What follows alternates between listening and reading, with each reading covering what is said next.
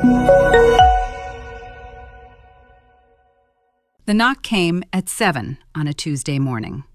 It wasn't the tentative tap of a delivery driver. It was a rhythmic, heavy thud against the oak of my front door, the kind of sound designed to echo through a house and pull you out of sleep with your heart in your throat. I was already awake. I stood in my kitchen in Bethesda, Maryland, holding a ceramic mug, watching the espresso machine finish its cycle. Through the frosted glass side panels, I could see two silhouettes. They wore dark windbreakers with bold yellow lettering stamped across the back: Immigration and Customs Enforcement. I set my mug on the granite counter, smoothed the front of my slacks, and unlocked the deadbolt. Kiyomi Bell, the agent on the left, asked. He maintained the rigid posture of a man expecting a foot chase. His hand rested near his tactical belt. Yes, I answered. Ma'am, we received a priority tip, he said, producing a badge and holding it up to the morning light. We have a report that you are a Japanese national residing here on an expired work visa.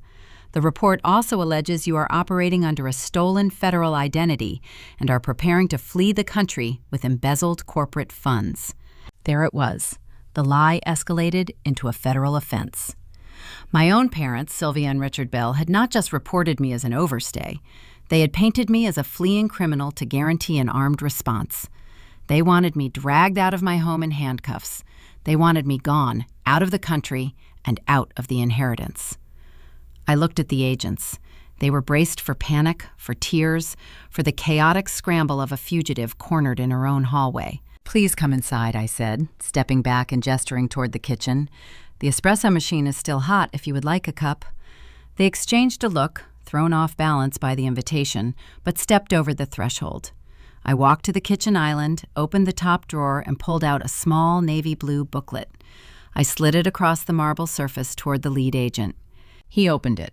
He studied the biometric page, his eyes tracking from the embossed eagle down to my photograph, then over to the text that read, Nationality, United States of America. The adrenaline drained out of the room, replaced instantly by the distinct, heavy sigh of bureaucratic irritation.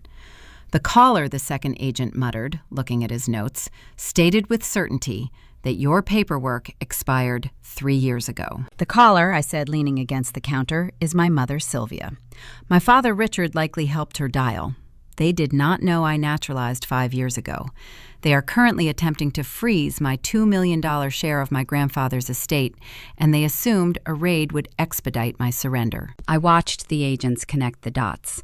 The realization that they had been deployed as pawns in a suburban inheritance dispute settled over their features. 5 minutes later, they walked back out to their black SUV. I locked the door behind them, picked up my phone, and dialed my estate attorney. Welcome back to Pana Vengeance. My name is Kiyomi. I'm 34 years old, and I work as a healthcare compliance director. I spend my days tracking systemic fraud, auditing ledgers, and dismantling lies with paper trails. My parents thought they could weaponize the government to erase me. They did not realize they had just handed me the exact tool I needed to dismantle them. How old are you, and have you ever had a family member try to write you out of the picture? Drop your age and your story in the comments below, and be sure to subscribe. To understand how my parents ended up committing perjury to steal my life, you have to look at where the rot started. It did not begin with a phone call to immigration. It began 3 weeks earlier in a leather-backed chair, listening to a dead man's final instructions. 3 weeks before the federal agents stood in my kitchen, the war began in a climate-controlled conference room in downtown Annapolis. Rain slid down the floor-to-ceiling windows overlooking the harbor, blurring the gray afternoon. I sat at the far end of a long mahogany table, keeping my hands folded over my leather portfolio. In my profession, you learn to blend into the upholstery until it is time to present the audit findings. I run healthcare compliance for a network of clinics. My daily life revolves around identifying discrepancies. I look for missing billing codes, unauthorized distributions, and phantom payrolls. I live in the cold, hard truth of spreadsheets, where numbers offer a precise reflection of human behavior. For the past 4 years, I applied that same analytical rigor to the life of my grandfather, Harrison Bell. Harrison built residential subdivisions across the eastern seaboard during the housing boom. He possessed a sharp, unyielding intellect until his heart began to fail. When his health declined and he required around-the-clock care, the family dynamic clarified itself. My father, Richard, claimed he was too swamped managing his own faltering construction firm to handle medical logistics. My mother, Sylvia, complained about the sterile smell of hospice nurses and the depressing atmosphere of sickness. Jessica, my younger half-sister and the undisputed golden child of the household, only visited the estate when she needed a photograph for her social media or a check to fund her curated lifestyle. I stepped into the void. I coordinated his in-home care. I reconciled his complex insurance statements and audited his medical billing to ensure nobody overcharged him. I spent my Sunday afternoons sitting beside his leather recliner, reading historical biographies aloud while his oxygen concentrator hummed in the background. I did not perform these duties for financial gain. I did them because Harrison was the only person in that family who never treated my existence like a clerical error. To Richard and Sylvia, I was an obligation. I was born in Japan to Sylvia and her first husband. When Sylvia married Richard, she brought me to Maryland at the age of 4. For 30 years, they used my immigration status as an invisible leash. They kept my paperwork vague, holding the concept of my visa over my head to ensure my permanent gratitude and compliance. They never expected the quiet immigrant stepdaughter to grow up master federal regulations and secure her own armor. Mr. Sterling, the estate attorney, cleared his throat. He was a neutral fiduciary, hired specifically because Harrison possessed enough clarity to keep the keys to his legacy out of his own son's hands. Sterling adjusted his wire-rimmed glasses and opened the heavy ivory folder. Richard leaned forward in his chair. He checked his gold watch, exuding the unearned confidence of a patriarch about to receive his crown. Sylvia sat beside him in funeral black, clutching a designer handbag that cost more than my first car. They were ready for the handover. They viewed Harrison not as a father, but as a waiting bank account. Sterling bypassed the boilerplate language and moved directly to the asset distribution. He spoke in a measured, even cadence. He announced that the entirety of Harrison Bell's liquid assets and real estate holdings had been consolidated into a single trust. The total valuation stood at $6 million. Then came the turn. The moment the architecture of my family collapsed. Sterling read the provision stating that Richard Bell was explicitly excluded from the primary distribution. The document cited a desire to protect the principal from speculative business ventures. Harrison knew Richard's construction firm was a house of cards. Giving Richard the money would mean bankrupting the family legacy in less than a year. Instead, the $6 million was to be divided into 3 equal, unencumbered distributions of $2 million each, granted directly to the 3 grandchildren. $2 million for my cousin Matthew in Seattle, $2 million for Jessica, and a clean, unrestricted $2 million for me. The silence that followed was heavy enough to crack the mahogany table. I watched the physical reaction manifest in my parents. Richard let out a sharp, ragged intake of breath. The leather of his chair groaned as his weight shifted. The color drained from his face, leaving a pale, mottled gray. He planted his palms on the table and demanded Sterling read the section again. He insisted there had to be a typographical error, a misunderstanding, a secondary clause giving him executive control over the grandchildren's trusts. Sterling looked over his glasses, his expression mild but firm. Your father structured this document with clear intent, Richard. The funds dispersed directly to the beneficiaries. You hold no signatory authority over these accounts. Sylvia slowly turned her head toward me. Her gaze carried no grief for her father-in-law. It carried only calculation. She was running the math, processing the reality that the daughter she treated as an indentured servant now commanded $2 million of the family wealth. I saw her jaw tighten. I saw the unspoken declaration of war crystallize in her eyes. They expected to absorb the entire estate. They needed that money to plug the holes in their failing lifestyle. My competence, the very trait that earned Harrison's respect, had just painted a target on my back. I sat quietly absorbing the hostility. I did not apologize. I did not offer concessions. I simply nodded at Mr. Sterling and thanked him for his time. The tension spilled out of the conference room and followed us into the parking garage. The air was damp and smelled of exhaust. As I unlocked my sedan, Richard stepped into my path, blocking the driver's side door. His posture had shifted from entitled heir to desperate negotiator. "We need to discuss fixing Dad's mistake, Kiyomi," he said, his voice dropping into a low, authoritative register. He was not thinking clearly at the end. You know his mind was slipping. "We need to keep the capital consolidated under my management so I can invest it properly for all of us." I looked at him, feeling the familiar weight of his manipulation. I reviewed Harrison's cognitive assessments every month. "Richard," I replied, my tone clinical. He scored perfectly on his neurological evaluations until his final week. His mind was sharp. His intent is legally binding. I will be retaining my distribution. Richard stepped closer, attempting to use his physical presence to intimidate me. "You owe this family, Kiyomi. We brought you here. We put a roof over your head. You do not walk away with our legacy." I held his gaze, refusing to shrink. "I earned my place here," I said. I stepped around him, opened my door, and started the engine. I watched him in the rearview mirror as I drove up the concrete ramp. He stood alone in the dim light, his fists clenched at his sides. I drove back to my quiet house, believing the initial shock would wear off. I assumed they would consult their own lawyers, realize the will was ironclad, and retreat to lick their wounds. I underestimated the depth of their financial rot. Parasites do not retreat when the host is cut off. They scramble for a new source of blood. My delusion of breathing room lasted exactly 24 hours. The very next evening, I sat at my dining table reviewing a compliance report when a pair of headlights swept across my front windows. A silver luxury SUV parked aggressively at the edge of my driveway, the tires crushing the edge of my manicured lawn. The doors slammed shut, echoing in the quiet suburban street. It was Jessica. The golden child had arrived, and she had brought her husband, Tyler. They were marching up my front walkway, their silhouettes tight with urgency. They were not coming to mourn our grandfather. They were coming to collect, bringing a new layer of panic that would reveal just how desperate my family had truly become. I opened the front door before they could ring the bell. Jessica pushed past me without a greeting, bringing the sharp scent of expensive floral perfume and damp evening air into my foyer.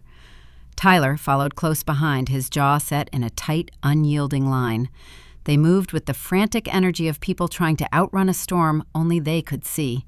I closed the door, letting the heavy click of the deadbolt signal the boundary between my sanctuary and their chaos. I did not offer them a seat in the living room. I directed them toward the kitchen island, a hard, sterile surface suited for transactional conversations. Jessica leaned against the marble counter, attempting to project her usual curated elegance. She ran a high-end event planning enterprise curating luxury weddings and corporate galas across the Maryland coastline. Her online presence was a relentless parade of imported orchids, vintage champagne, and bespoke table settings. She wore a tailored beige trench coat and carried a leather tote, the uniform of a thriving entrepreneur.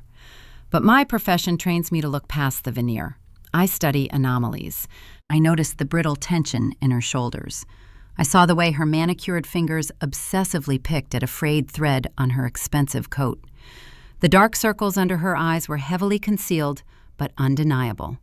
She looked like a woman who had not slept a full night in months.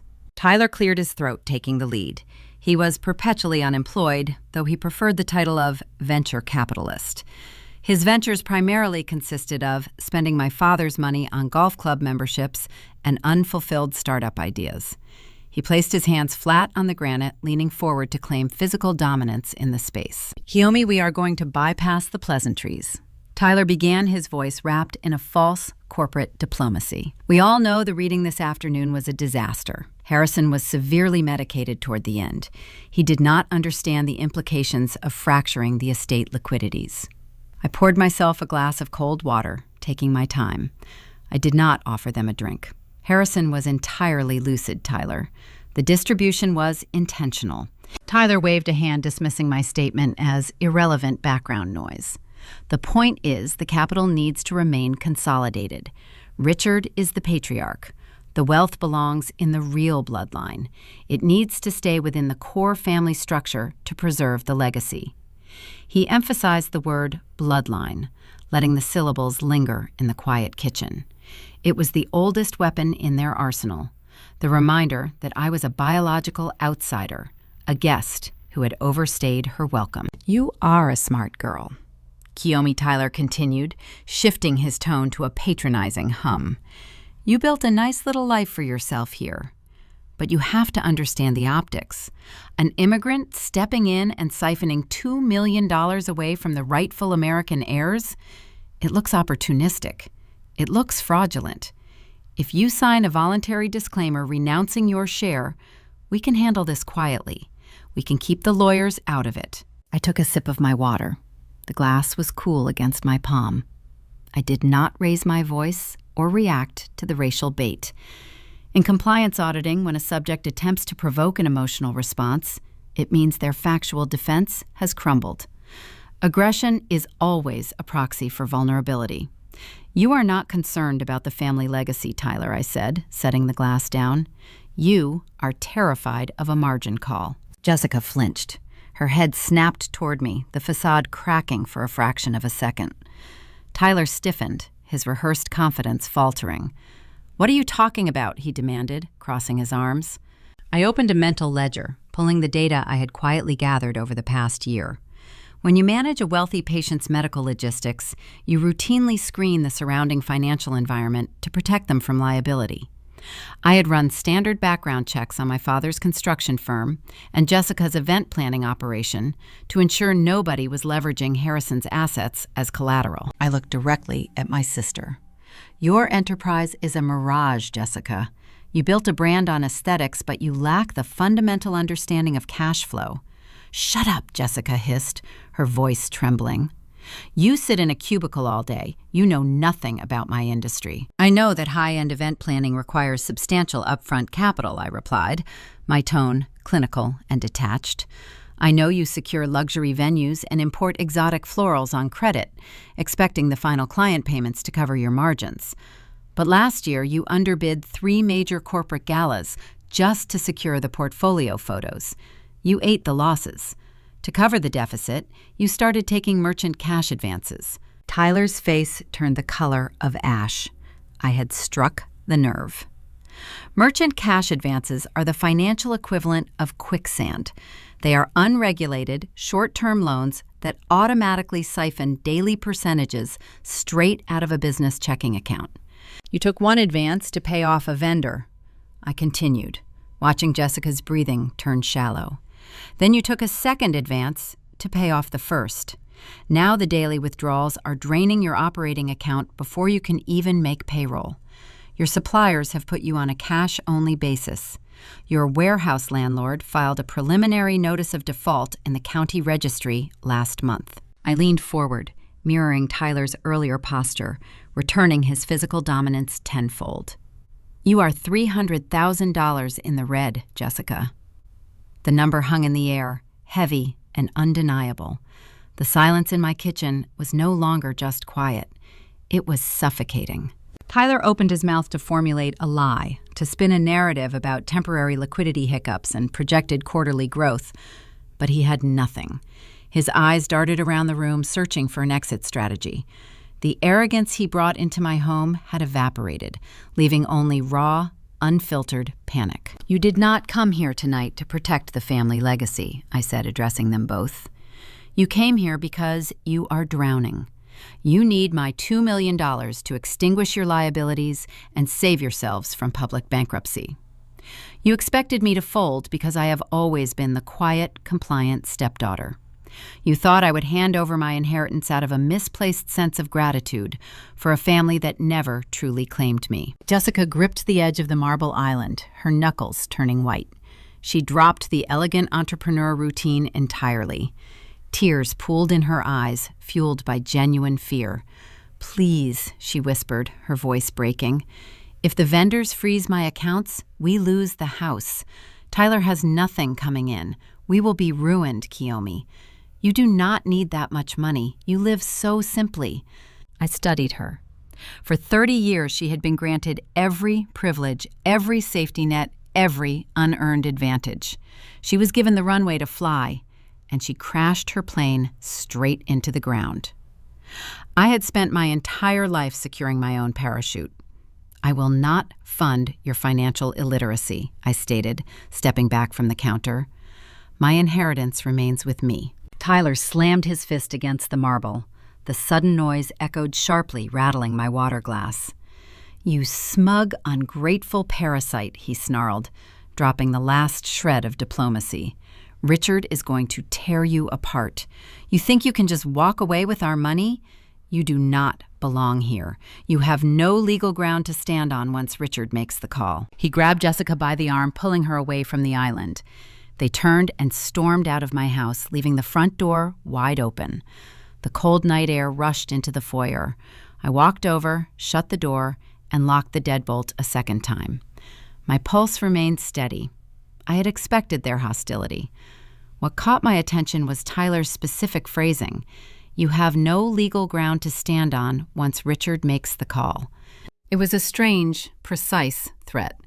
It did not sound like the rambling insult of a desperate man. It sounded like a coordinated strategy. Tyler and Jessica were merely the advanced scouts. The true assault was still waiting in the shadows. As I walked back into the kitchen to rinse my glass, my cell phone vibrated on the counter. The screen illuminated the dim room. It was a text message from my father. My office, tomorrow morning at 9, mandatory family summit. Bring your passport. I stared at the glowing letters. The mention of my passport confirmed my suspicion. The begging had concluded. The blackmail was about to begin. Richard thought he held the ultimate trump card, a mechanism to erase me entirely. He was preparing to spring a trap, unaware that I had spent the last 5 years quietly disarming the very mechanism he planned to use. The office of Bell Construction sat on the second floor of a commercial park in Rockville. The building projected an image of robust success, featuring a facade of dark brick and tinted windows. I parked my sedan in the visitor lot. The morning air carried a sharp bite, a reminder that the seasons were turning. I walked through the quiet reception area. The administrative assistant's desk sat vacant, the phone lines forwarded to an automated system. It was a silent testament to the severe cash flow problems I had diagnosed the previous night. I opened the door to the primary executive suite. Richard occupied a high-backed leather chair behind an imposing mahogany desk. Sylvia sat to his right, her hands folded primly in her lap. The arrangement was deliberate. It mirrored a tribunal. They had positioned themselves as judge and jury, leaving a single, rigid guest chair for the accused. I sat down. I placed my leather tote on the floor beside my feet. Richard did not offer coffee or morning pleasantries. He pushed a single sheet of paper across the polished wood. The stark white page stopped an inch from my fingertips. Voluntary Disclaimer of Inheritance. The header was printed in a bold serif font. The paragraphs below contained thick legalese, stripping away any claim right or interest in the estate of Harrison Bell, redirecting the distribution back into the general family trust. Back to Richard. We are done playing games, Kiyomi, my father said. His voice lacked the frantic pitch Tyler had displayed the previous evening. It held a cold, resonant certainty. You embarrassed your sister. You disrespected this family. I am giving you one final opportunity to correct your behavior before I remove you from the board. I glanced at the paper, then back to him. I will not sign a waiver to fund your liabilities, Richard. Sylvia leaned forward, adopting a tone of wounded maternal sacrifice. We gave you everything. When I married Richard, he did not have to take you in. He gave you his name. He gave you a home. He spent his hard-earned money keeping you in this country. The conversation had reached its destination, the visa. Richard steepled his fingers. He let the silence stretch, attempting to build a suffocating pressure in the room. When you turned 21, you aged out of your mother's dependent status. He began his cadence slow and measured. The immigration system required an independent sponsor to keep you on American soil. I arranged that sponsorship. I placed you on the payroll here at Bell Construction under an administrative tier. I handled the renewals, the filings, the legal fees. I built the shield that allowed you to attend college, establish your little compliance career, and live your comfortable life. I kept my expression neutral, mapping the contours of his narrative. He was laying the groundwork for a trap constructed decades ago. I protected you, he continued. But loyalty is a two-way street. When you decided to turn against us yesterday, you forced me to reevaluate my obligations. I checked the corporate records this morning. He paused, letting a predatory smirk touch the corners of his mouth. It appears I forgot to file your renewal paperwork 3 years ago. The air in the office grew stale. Dust motes drifted through a single beam of sunlight cutting across the desk. Sylvia let out a soft, theatrical sigh. "It is a tragedy, really," she murmured. "The oversight means your presence here is currently unlawful. You are an undocumented overstay." Richard leaned across the desk, closing the physical distance. "If you walk out of this room without signing that document, my next phone call is to federal authorities. I will report the lapse. I will explain that you hid the expiration from your employer. They will detain you. They will process you for removal. You will be placed on a flight back to Tokyo, a city you have not seen since you were a toddler. You will lose your house, your career, and your grandfather's money." He opened his top drawer and retrieved a heavy brass executive pen. It was a custom piece engraved with the Bell Construction logo, utilizing a proprietary blue ink cartridge he special ordered from Switzerland. He loved that pen. It was a symbol of his perceived authority. He slid the brass instrument across the mahogany. It rolled smoothly, coming to a halt directly on top of the disclaimer. "Sign the paper, Kiyomi," he commanded. "Secure your future." I stared at the gleaming metal. For 30 years, this exact threat had governed my existence. They conditioned me to view my life as a fragile lease, a temporary arrangement dependent entirely on their goodwill. As a teenager, the fear of an unannounced knock at the door kept me awake at night. I studied tirelessly, kept my head down, and absorbed their silent resentments, because I believed one misstep meant exile. I looked at my mother. She stared back with cold satisfaction waiting for me to shatter. She expected the terrified child to emerge, begging for mercy, hastily scribbling her name to preserve her borrowed life. They did not know that the terrified child had died 5 years ago. I felt no panic. I felt only a pristine, calculating stillness. I reached into my pocket and retrieved my smartphone. "What are you doing?" Richard snapped, his brow furrowing. I unlocked the screen, opened the camera application, and held the device over the desk. I snapped a high-resolution photograph of the blank disclaimer document. The artificial shutter click echoed sharply in the quiet room. "I require a digital record of all proposed contracts," I stated, returning the phone to my pocket. "Standard compliance protocol." Sylvia bristled. "You do not need a record. You need to sign the document right now." I leaned forward. I picked up the heavy brass pen. The metal felt cool against my skin. I examined the engraved logo, tracing the lettering with my thumb. Richard watched me, anticipating the moment the ink would touch the paper. His chest expanded with premature victory. Instead of removing the cap, I lowered my arm and dropped the custom pen directly into my open leather tote bag. "I will review the terms," I said, standing up. My chair scraped against the hardwood floor. I smoothed the front of my blazer and looked down at them. The balance of power had shifted, though they lacked the capacity to recognize it. "You cannot leave with that," Richard sputtered, half rising from his seat, his face flushing dark red. "The pen, the document. You sit down and finish this." I picked up my bag. The brass instrument settled near the bottom, safely nestled next to my wallet. "You presented your terms, Richard. I have noted your position. I will be in touch." I turned my back on them and walked toward the door. Sylvia's voice chased me across the room, shrill and laced with venom.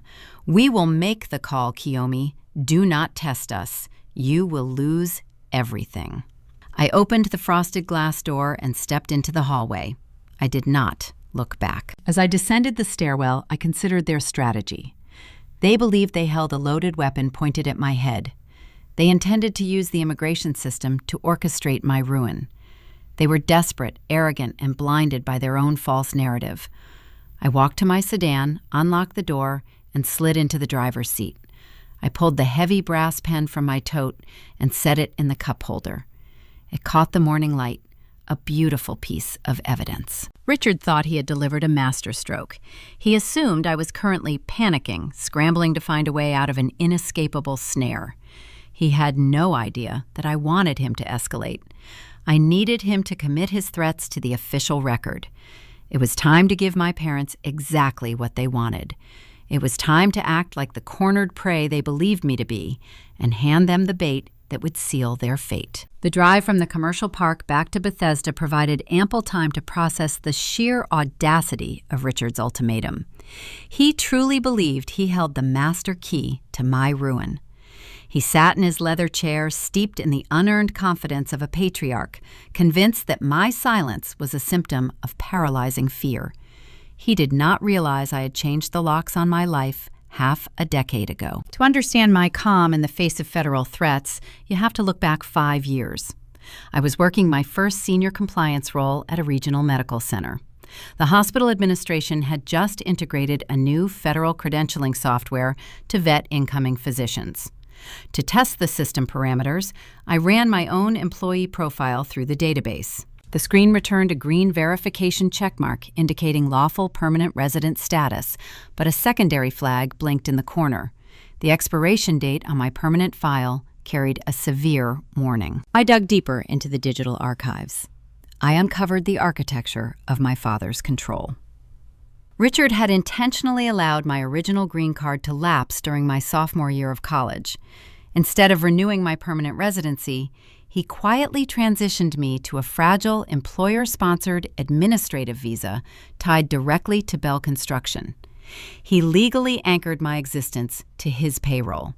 He constructed a scenario where my independence was a structural impossibility.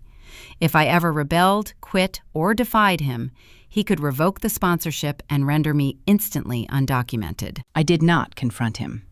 In the world of audits and compliance, confronting a hostile subject without fortified defenses is a tactical failure. It merely gives the enemy time to hide the ledger. Instead, I hired a boutique immigration attorney in Washington. I spent 14 months gathering tax returns, employment histories, and civic records. I paid the legal fees using a private, untraceable account. The naturalization process was a quiet, methodical war waged entirely in the shadows. I attended my citizenship oath ceremony on a rainy Tuesday morning in a Baltimore federal building. I wore a charcoal suit. I stood in a room full of strangers, raised my right hand, and swore allegiance to a country my parents had spent 30 years using as a weapon against me. The presiding judge handed me a certificate and a small paper flag. There was no celebration, no family dinner, no champagne. I drove back to the medical center, bought a black coffee, and finished my afternoon auditing shift. I was an American citizen. The only two people who needed to remain ignorant of that fact were Richard and Sylvia Bell. To maintain the illusion of my vulnerability, I curated a specific prop. Deep in the basement of my parents' sprawling Potomac estate, tucked behind boxes of antique holiday decorations, sat a fireproof metal lockbox. It contained my high school diploma, my childhood immunization records, and my old expired green card. They possessed the spare key. They checked the contents periodically to reassure themselves of their leverage. I knew they checked it because I routinely placed a single strand of clear thread across the metal latch. Every few months, upon visiting the house, I would check the box. The thread was always broken. They monitored my perceived expiration date like wardens guarding a prison cell. Now, 3 days after Richard slid his brass pen across the mahogany desk, I needed to compel them into making a fatal error. A threat held in reserve is merely a theory. I needed Richard to act. I needed him to formally document his extortion attempt in a way that would trigger federal consequences. To provoke his hubris, I had to play the terrified victim. I had to feed their delusion. Sylvia sent a text message early Sunday morning demanding I come to the Potomac House for a final resolution regarding the estate. I accepted the invitation. I spent an hour curating my appearance. I wore a slightly wrinkled, oversized sweater. I forewent makeup, letting the natural fatigue of the week show on my face. I needed to look like a woman buckling under the crushing weight of impending deportation. I arrived at the brick estate just after noon. The air inside felt heavy, saturated with the scent of Sylvia's expensive vanilla candles and the quiet hum of the central heating. The grandfather clock ticked loudly in the foyer, counting down the seconds of their perceived victory. Richard sat in the formal living room, nursing a crystal glass of scotch. Sylvia hovered near the kitchen archway, her arms crossed over her chest. I sat on the edge of the plush velvet sofa, balancing my silver laptop on my knees. I kept my posture hunched, my eyes darting nervously toward the front windows. I spoke in a quiet, trembling register. I told them I needed just a little more time to review the trust clauses before I signed the disclaimer giving up the $2 million. Richard scoffed, taking a slow sip of his drink. He reiterated that my time had expired. He gestured toward his cell phone sitting on the glass coffee table, a silent promise to dial the immigration authorities the moment I defied him again. I waited for Sylvia to announce she was going to the kitchen to brew tea. When she turned her back, I executed the maneuver. I stood up abruptly, letting a manufactured note of panic slip into my voice. I apologized, claiming I felt nauseous and needed to use the powder room to compose myself. I placed the open laptop directly on the glass coffee table, leaving the screen brightly illuminated. I walked down the carpeted hall and slipped into the guest bathroom.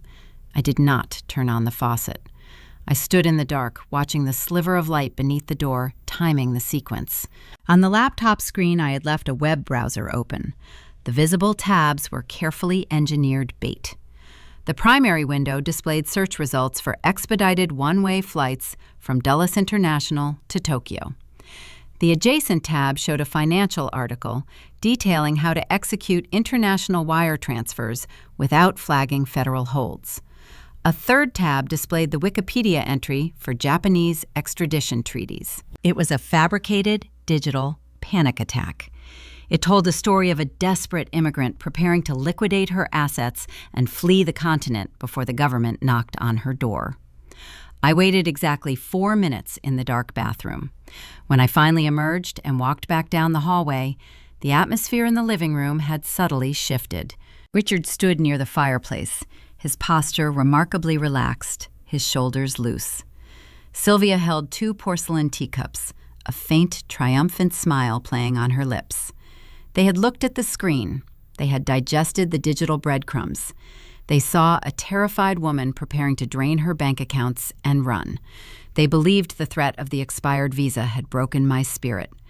They thought I was surrendering the $2 million inheritance in favor of an emergency escape. I walked over to the coffee table and closed the laptop, letting my hands intentionally tremble as I slid the machine into my leather bag.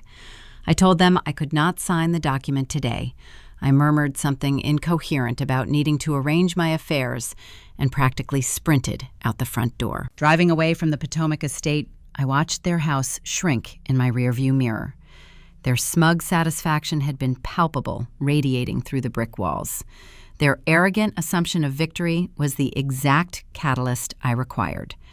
They thought they had backed me into an inescapable corner. They did not realize they had just stepped onto a trap door. Because they believed I was fleeing to Tokyo, they would grow impatient. They would not wait for me to voluntarily sign the paperwork, fearing I might somehow access the trust funds from overseas. They would take matters into their own hands to secure the inheritance before I allegedly vanished. My trap was perfectly set. By the end of the week, Richard would cross a line he could never uncross, trading a civil dispute for a felony. 72 hours after I left my laptop open on the glass coffee table in Potomac, the trap snapped shut. I spent those 3 days immersed in the quiet routine of my profession. I sat in my sterile office at the medical center, surrounded by the faint scent of industrial cleaner and the low hum of the ventilation system. My dual monitors cast a pale glow across my desk. I was auditing a physical therapy clinic that had developed a habit of double billing Medicare for ultrasound treatments. The work required an eye for tiny, deliberate inconsistencies. I flagged a dozen fraudulent claims, compiled the evidence into a secure file, and sent it to the Federal Oversight Board. Exposing liars is a methodical process. You do not shout. You do not accuse. You simply present the math. At 10 in the morning on Thursday, I closed the clinic file. It was time to test the waters on my own personal audit. I picked up my desk phone and dialed the direct line for Mr. Sterling, the fiduciary executor handling Harrison Bell's estate. The line rang 3 times before his secretary transferred the call. Kiyomi Sterling answered. His voice sounded different today. The measured, neutral tone he used in the Annapolis conference room had been replaced by a stiff, guarded formality. He cleared his throat, a sharp sound over the receiver. "I did not expect to hear from you." I leaned back in my ergonomic chair. "I am calling to arrange the routing logistics for my trust distribution," I said, keeping my cadence light and professional. "I have the necessary account transit numbers ready." A heavy silence stretched across the connection. I heard the faint rustle of heavy paper stock being shifted on his end of the line. "Kiyomi, the distribution process for your portion of the trust is currently suspended," Sterling said.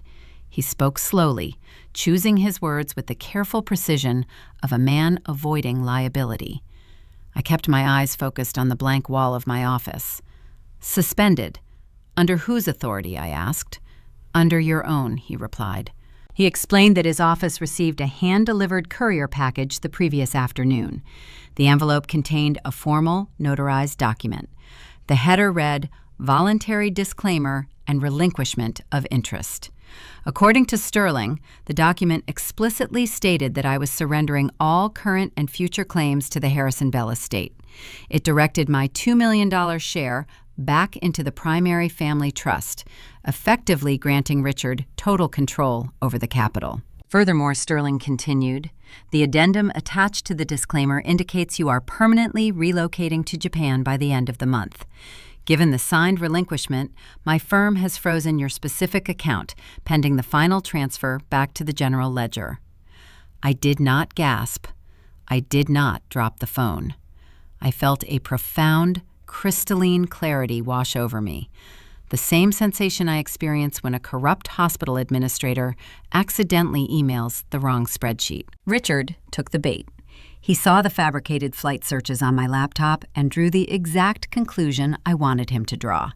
He believed his threat of deportation had broken my resolve. He assumed I was packing my bags, terrified of a federal raid, desperate to vanish before the authorities knocked on my door. But his greed outpaced his patience. He could not wait for me to genuinely sign the paperwork. He needed to secure the capital immediately to plug the fatal holes in his failing construction firm and Jessica's drowning event planning business. So he fabricated the surrender. "I need you to scan that document and email it to my secure address immediately, Mr. Sterling," I said. "I assumed you retained a copy for your own records upon signing." He noted the suspicion creeping into his voice. "I did not sign it," I replied. The line went dead quiet. Sterling was a seasoned attorney. He understood the gravity of that 4-word sentence. "I will send the digital file within the hour," he said, his tone dropping an octave. We ended the call. I placed the receiver back in its cradle. I folded my hands on the edge of my desk and let the reality of the situation settle into my bones. My parents had crossed a legal Rubicon. They had moved far beyond emotional manipulation and psychological abuse. They had waded into the dark waters of felony probate fraud. Forging a signature on a legal document to steal $2 million is a severe federal and state crime. It involves perjury, grand larceny, and wire fraud. I analyzed Richard's strategy. It was a predatory, calculated risk built entirely on a societal flaw. He weaponized the vulnerability of the American immigration system against his own stepdaughter. He knew that if a legitimate, documented citizen discovered a forged probate disclaimer, that citizen would march straight into a county courthouse, hire a litigator, and demand a fraud hearing. But Richard believed I was an undocumented overstay. He believed my visa had expired 3 years ago. In his mind, the courthouse was a fortress I could never enter. If an illegal immigrant attempts to file a civil lawsuit, they risk exposing their status to the judicial system. They risk drawing the attention of federal judges, bailiffs, and security personnel. Richard built a trap where the only exit led straight to a deportation holding cell. He assumed I would discover the stolen money, weigh the risk of being deported against the loss of the inheritance, and choose to walk away in silence. He believed he was invincible. He built a perfect cage for a ghost. He did not know the ghost had a navy blue passport. A notification pinged on my computer monitor. An encrypted email from Sterling's law firm had arrived in my inbox. I clicked the secure link, downloaded the attached file, and opened the PDF. The scanned document filled my screen. I scrolled past the dense paragraphs of legalese, ignoring the clauses detailing the surrender of my grandfather's legacy. I went straight to the bottom of the second page. There, resting on the designated signature line, was my name. I zoomed in, expanding the image until the ink strokes blurred into pixels. It was an exceptional forgery. The loops of the capital K and the sharp, distinct slant of the B mimicked my natural handwriting with impressive accuracy. Richard had practiced. He had likely spent hours tracing my old college documents or holiday cards to get the pressure points right. Beside my forged name sat the circular blue stamp of a licensed Maryland notary public, meaning Richard had either bribed a corrupt official or falsified the stamp as well. I stared at the fake signature. A lesser person would have broken down in tears. A lesser person would have felt the crushing weight of family betrayal and collapsed under the grief of knowing their own mother and father would risk sending them to a foreign country just to steal their grandfather's final gift. I did not cry. Grief is an inefficient emotion. It clouds judgment and slows reaction time. I felt nothing but the cold, satisfying hum of a predator spotting its prey. I minimized the PDF. I opened a fresh, blank spreadsheet. I dragged it to the center of my primary monitor. In the first column, I typed the word motive. Beneath it, I listed Jessica's $300,000 merchant debt and Richard's failing commercial enterprise. In the second column, I typed means. Beneath it, I documented the forged signature and the fraudulent notary stamp. In the third column, I typed opportunity. I paused, letting my hands hover over the keyboard. I needed to prove the signature was a fabrication. A visual denial would not be enough to sway a probate judge. I needed irrefutable scientific evidence that Richard Bell applied the ink to that specific piece of paper. I glanced down at the floor. My leather tote bag rested against the bottom drawer of my metal filing cabinet. I reached down, unzipped the main compartment, and slid my hand past my wallet. My fingers brushed against cold, heavy metal. I pulled the brass executive pen out of the bag and set it on my desk. It caught the harsh fluorescent light of the office. The engraved logo of Bell Construction gleamed. When Richard slid this pen across the mahogany desk during his blackmail attempt, he intended for me to sign my life away. When I refused and slipped the pen into my bag, he lost his favorite writing instrument. I looked back at the zoomed-in signature on the PDF. The color of the digital ink was a distinct, vibrant shade, a proprietary blue. I rolled the brass pen across my desk. I had the physical instrument. I had the timeline. The forensic war had officially begun, and Richard had handed me the murder weapon. I did not call Richard to accuse him of forgery. Accusations give the guilty a chance to prepare an alibi. They provide a window to shred documents, intimidate notaries, or construct a plausible narrative of a misunderstanding. I operate in the realm of compliance. You do not alert a hospital that you found their ghost billing. You gather the federal agents and hand them the file. I picked up the heavy brass pen from my desk, holding it up to the fluorescent light. The engraved Bell Construction logo caught the glare. It was an arrogant object, heavy and unbalanced, designed to project authority rather than facilitate elegant writing. Richard special ordered the ink cartridges from a boutique manufacturer in Geneva. He bragged about the proprietary blue pigment at family dinners, claiming the distinct shade deterred check washing and contract tampering. The irony was exquisite. He chose a unique, highly identifiable ink to protect his own assets, entirely blind to the fact that the same ink would soon dismantle his life. I placed the pen inside a clear plastic evidence bag, sealed the zip closure, and locked it in the bottom drawer of my filing cabinet. Then I called my attorney. I did not use Mr. Sterling, the estate executor. Sterling was a neutral party bound by fiduciary duty to the trust, not to me personally. I needed a litigator. I needed someone who specialized in carving up white-collar criminals in civil court. I called a man named David Vance. Vance was a former federal prosecutor who had moved into private practice, specializing in probate fraud and high-asset asset recovery. He possessed the demeanor of a shark circling wounded prey. We met the next morning at his office in downtown Bethesda. I slid a printed copy of the forged disclaimer across his desk, followed by my timeline of events. I detailed Richard's initial blackmail attempt regarding my visa, the fabricated digital searches I orchestrated on my laptop, and the subsequent appearance of the surrender document. Vance reviewed the paperwork in silence. He traced the lines of the signature with the tip of his finger. He did not ask if I had signed it. He looked at the structure of my timeline and understood exactly what he was looking at. "This is a very confident piece of fraud," Kiyomi Vance said, leaning back in his leather chair. "The signature is a high-quality replication, but the real vulnerability here is the notary seal. A licensed Maryland notary stamped this document, attesting that they physically witnessed you sign it. If we can break the notary, the entire document collapses." I shook my head. "Breaking the notary will take time, David. Richard likely used someone on his payroll, a corrupt secretary or an indebted contractor. They will lie for him until they face federal charges. We need a faster, more definitive strike. We need to prove the physical impossibility of the signature itself." I opened my tote bag and pulled out the clear plastic evidence bag containing Richard's custom pen.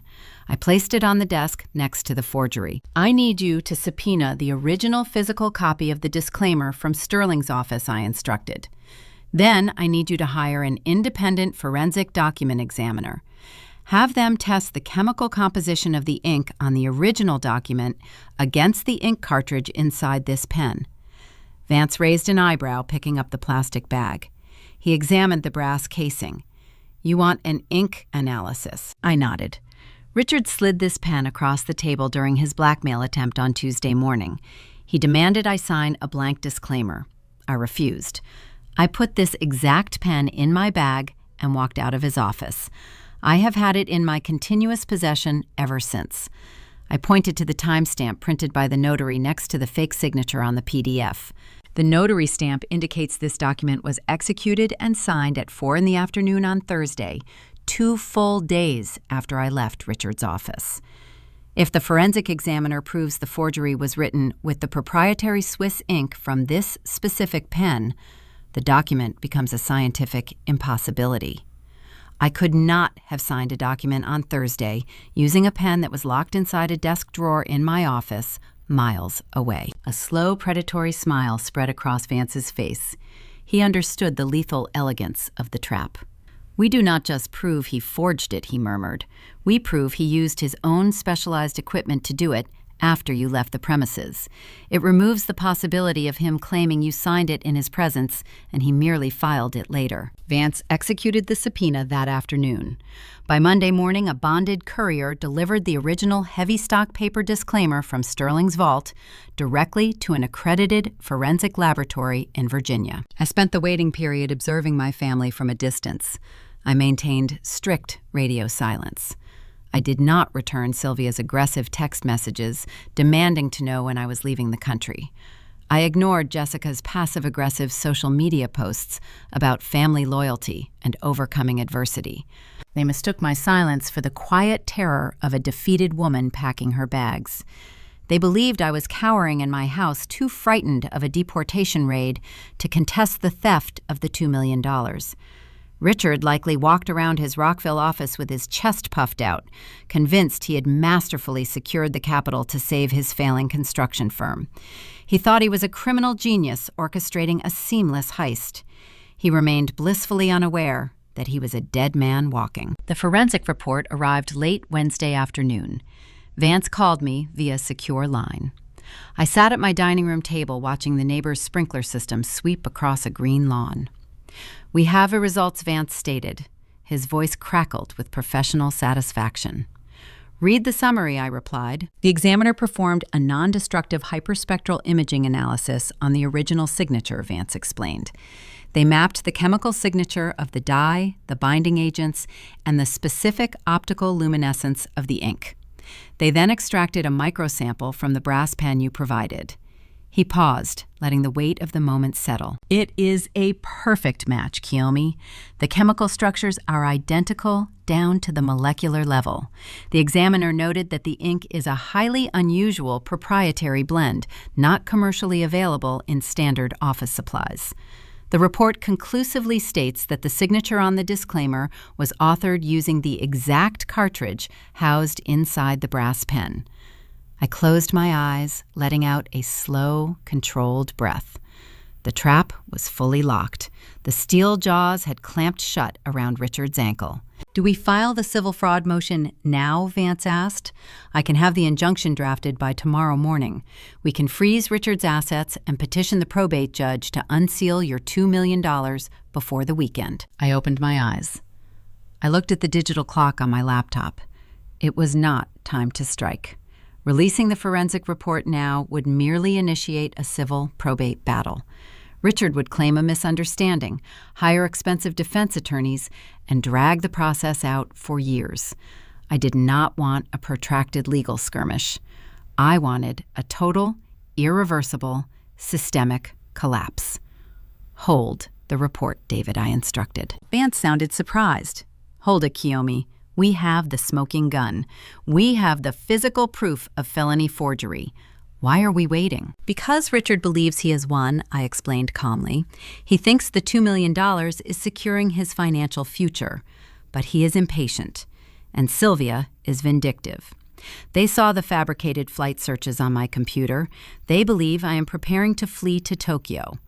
My mother will not be satisfied with simply stealing my inheritance. She will want to punish me for making them resort to forgery.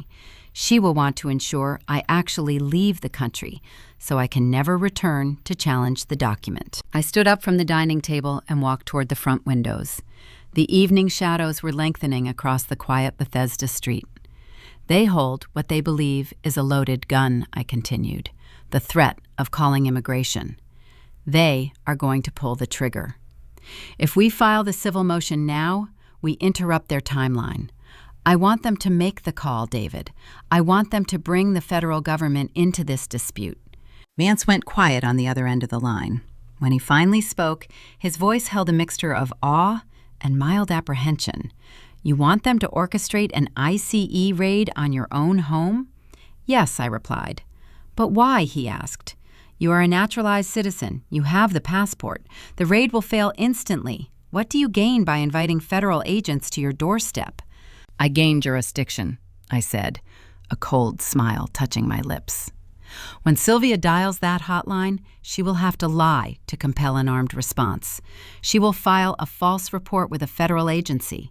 She will claim I am an undocumented immigrant stealing corporate funds.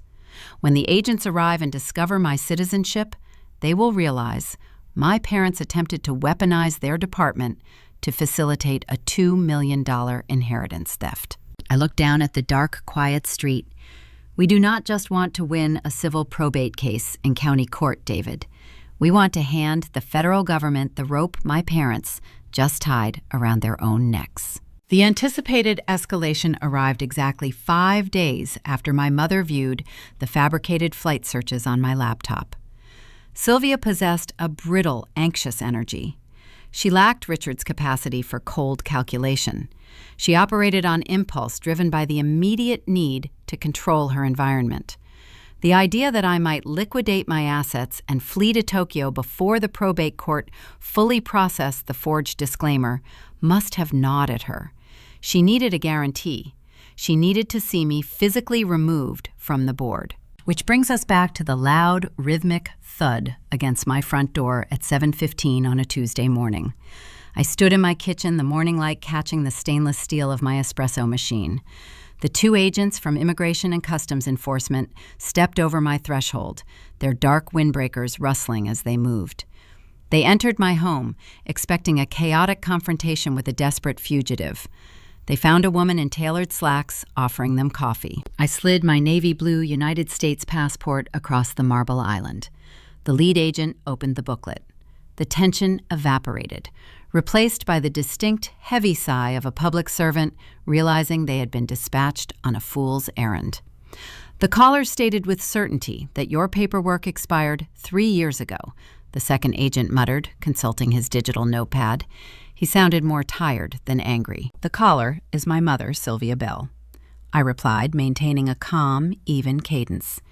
She made the report from her residence in Potomac. My father, Richard, likely encouraged the escalation. I did not stop there. The trap required careful exposition. I needed to ensure the agents understood they were not merely victims of a familial prank, but unwitting accomplices in a severe financial crime. I reached into the top drawer of the island and retrieved a manila folder I had prepared the previous night. I opened it and laid 3 documents side by side on the marble surface. The first was a printed copy of the forged voluntary disclaimer. The second was the contact sheet for Mr. Sterling, the fiduciary executor of Harrison Bell's estate. The third was a summarized printout of the forensic ink analysis I had received from my attorney. My grandfather passed away 3 weeks ago, I explained, gesturing to the papers. He left a $6 million estate divided equally among his 3 grandchildren. My share is a liquid $2 million. My parents, however, expected to absorb the entire trust. They are currently experiencing severe liquidity issues regarding my father's commercial construction firm and my sister's event planning business. The lead agent frowned, looking down at the documents. Ma'am, this is an immigration matter. We do not handle civil probate disputes. I understand that, I said gently, but my mother did not just call you to report an expired visa, did she? You stated at the door that the tip alleged I was operating under a stolen federal identity and was preparing to flee the country with embezzled corporate funds. The agent paused, his gaze narrowing. That is correct. The caller was very specific about the embezzlement. I tapped the forged disclaimer. My parents submitted this document to the estate executor last week. It explicitly states I am surrendering my $2 million inheritance and permanently relocating to Japan. The problem is, I did not sign it. They forged my signature to freeze my trust distribution and redirect the capital back to themselves. I pointed to the forensic summary. I have already retained legal counsel. We secured a chemical analysis proving my father executed the forgery using his own proprietary ink. They believed I was an undocumented immigrant who would be too terrified to enter a courthouse and challenge the theft. The second agent leaned closer, scanning the forensic report. The irritation on his face deepened into a hard professional focus. When they realized I was not immediately surrendering the funds, I continued. My mother made the call to your agency. She fabricated the story about the stolen identity and the embezzled corporate funds to guarantee an armed priority response. They wanted you to detain me, hold me without bail, and deport me before I could secure legal representation to contest the forged disclaimer. The silence in the kitchen stretched thick with consequence. The agents were no longer looking at an immigration suspect. They were looking at the architecture of a federal felony. You are telling us, the lead agent said slowly, his voice losing any trace of its previous aggression, that the caller intentionally filed a false report alleging severe financial crimes to manipulate a pending civil inheritance case involving $2 million.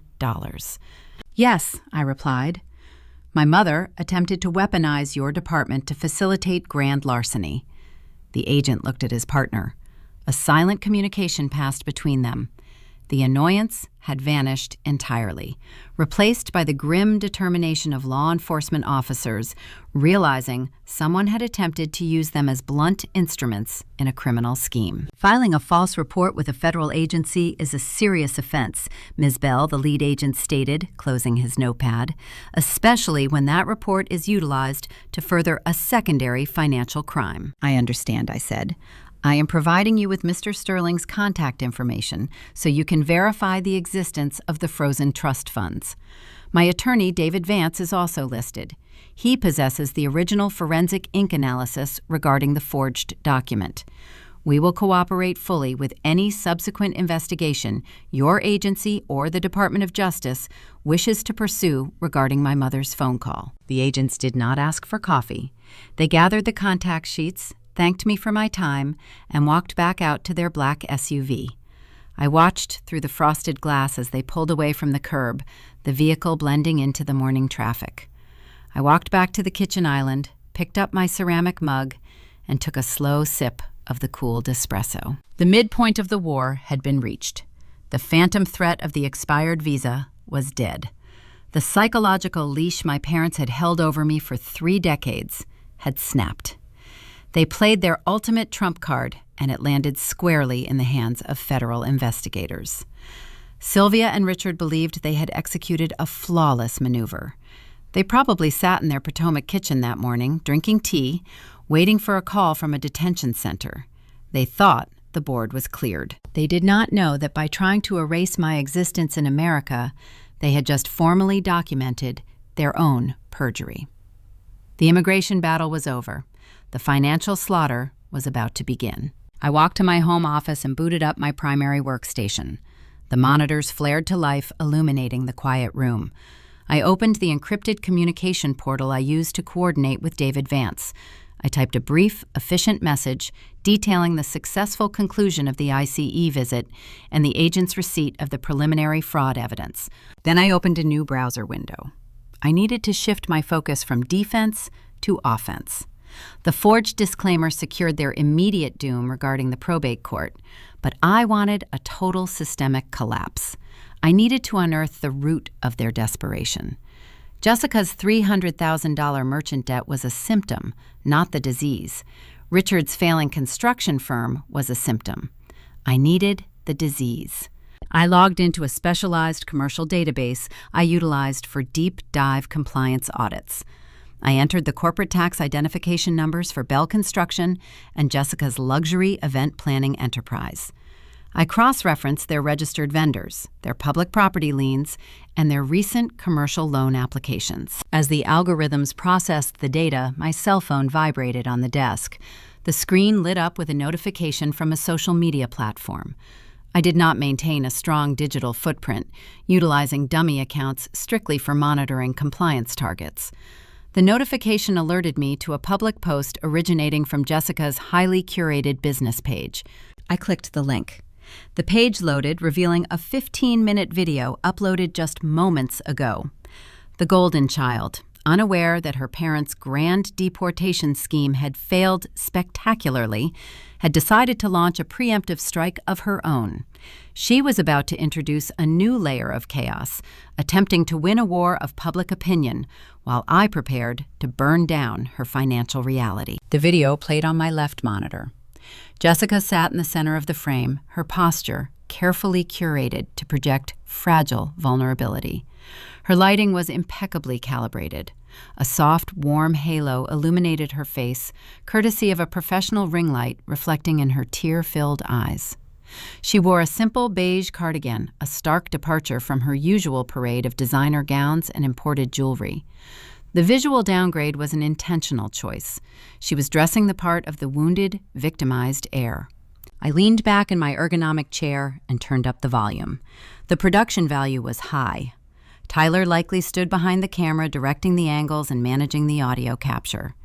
Jessica spoke in a hushed, breathless register. She did not state my name directly. Libel laws exist, and she was just savvy enough to dance around the edges of direct defamation. Instead, she painted a tragic portrait using heavy, unmistakable brushstrokes. She talked about the heartbreak of betrayal. She detailed how her family had opened their home to an outsider, sharing their wealth, their name, and their grandfather's love, only to be exploited. She used calculated political buzzwords. She spoke of individuals who abuse the system, opportunistic guests who manipulate generous Americans, and the devastating loss of generational wealth stolen by those who never shed a drop of blood to build it. She dabbed her eyes with a linen tissue. She concluded the 15-minute broadcast by asking her followers for prayers during this dark season of family theft, claiming her grandfather's true legacy was being hijacked. I watched the screen fade to black. Beneath the video player, the engagement metrics climbed at a staggering rate. Hundreds of likes, shares, and sympathetic comments poured into the feed. Her affluent clientele, local vendors, and casual acquaintances rallied around her manufactured grief. My cell phone, resting on the glass surface of my desk, began to vibrate.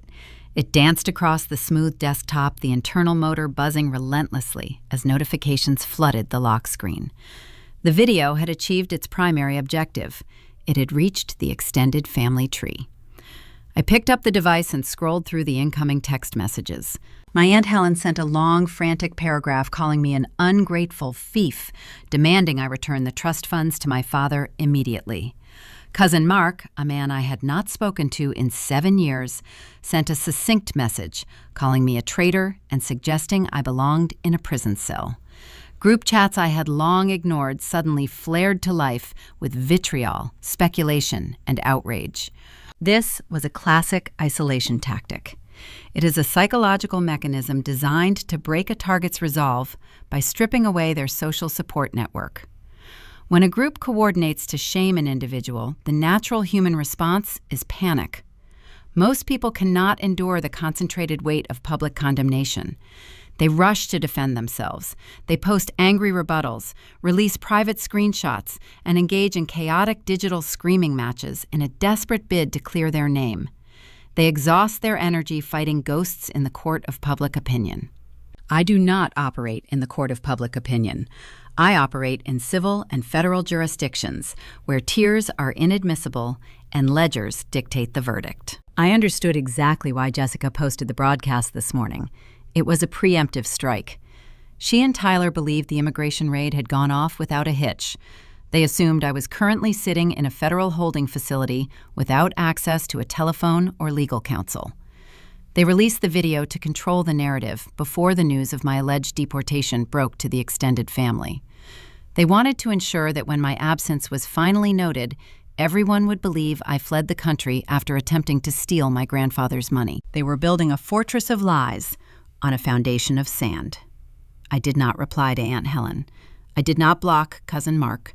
I did not post a defensive statement on my own dormant social media profiles.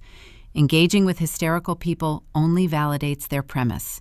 It grants them the friction they require to sustain their outrage. I prefer to let my adversaries punch a brick wall until their hands break. I set my phone to silent, placing it face down on the desk. I turned my attention back to the dual monitors.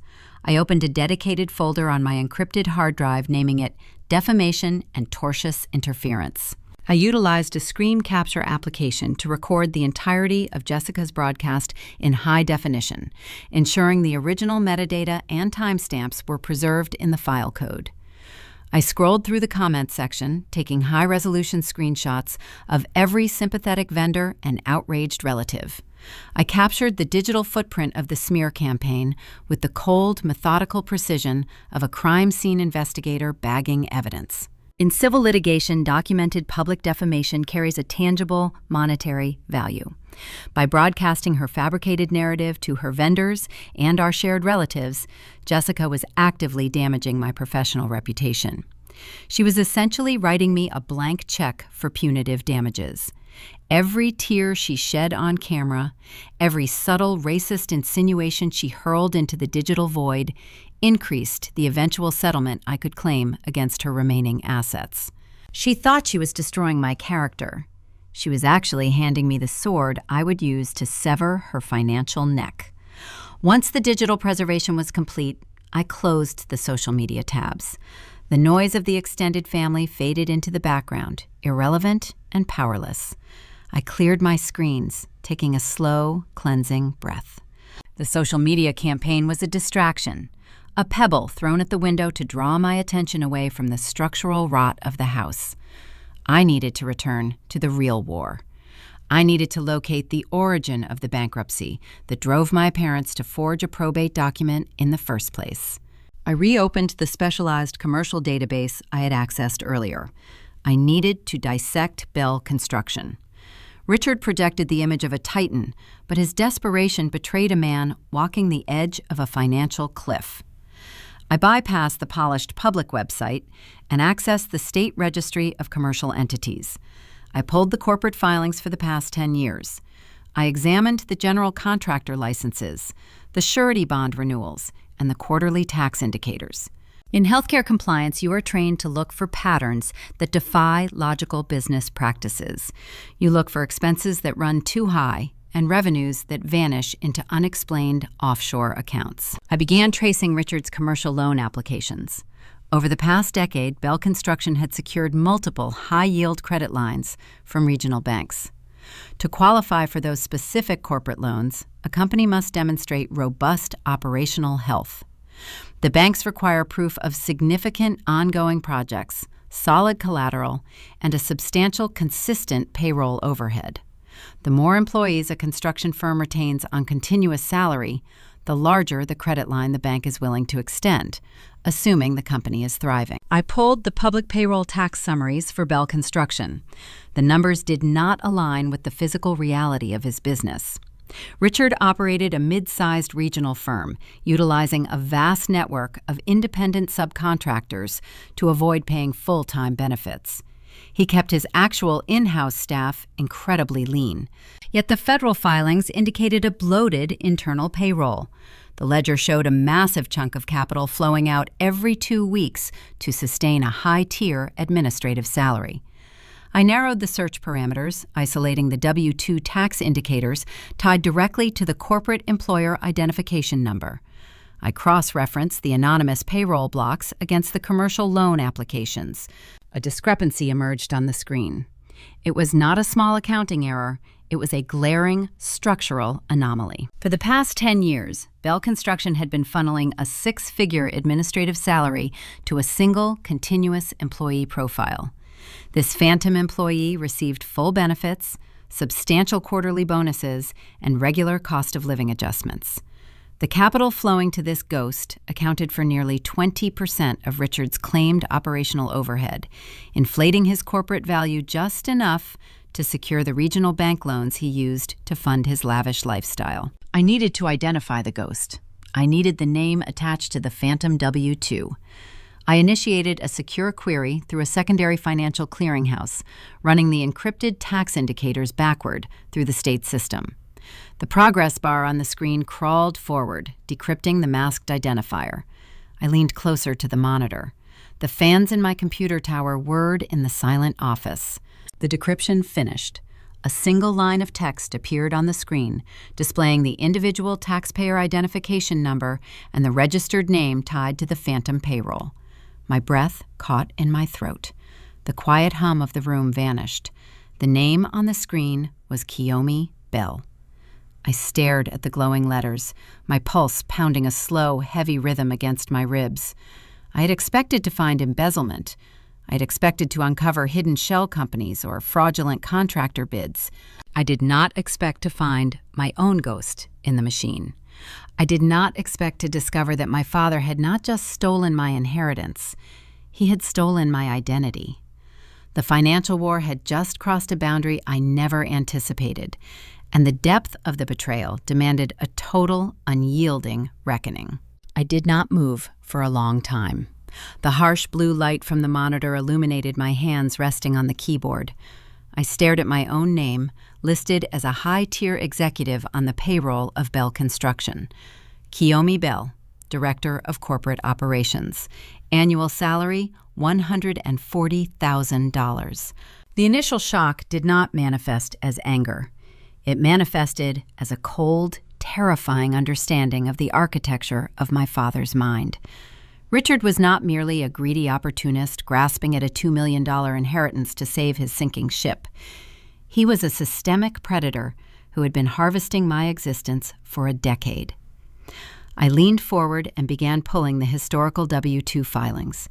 I needed to map the exact mechanics of the theft. The fraud traced back exactly 10 years. I was 24 years old, finishing my graduate degree in healthcare administration. At that time, I was residing in the United States under a fragile F-1 student visa.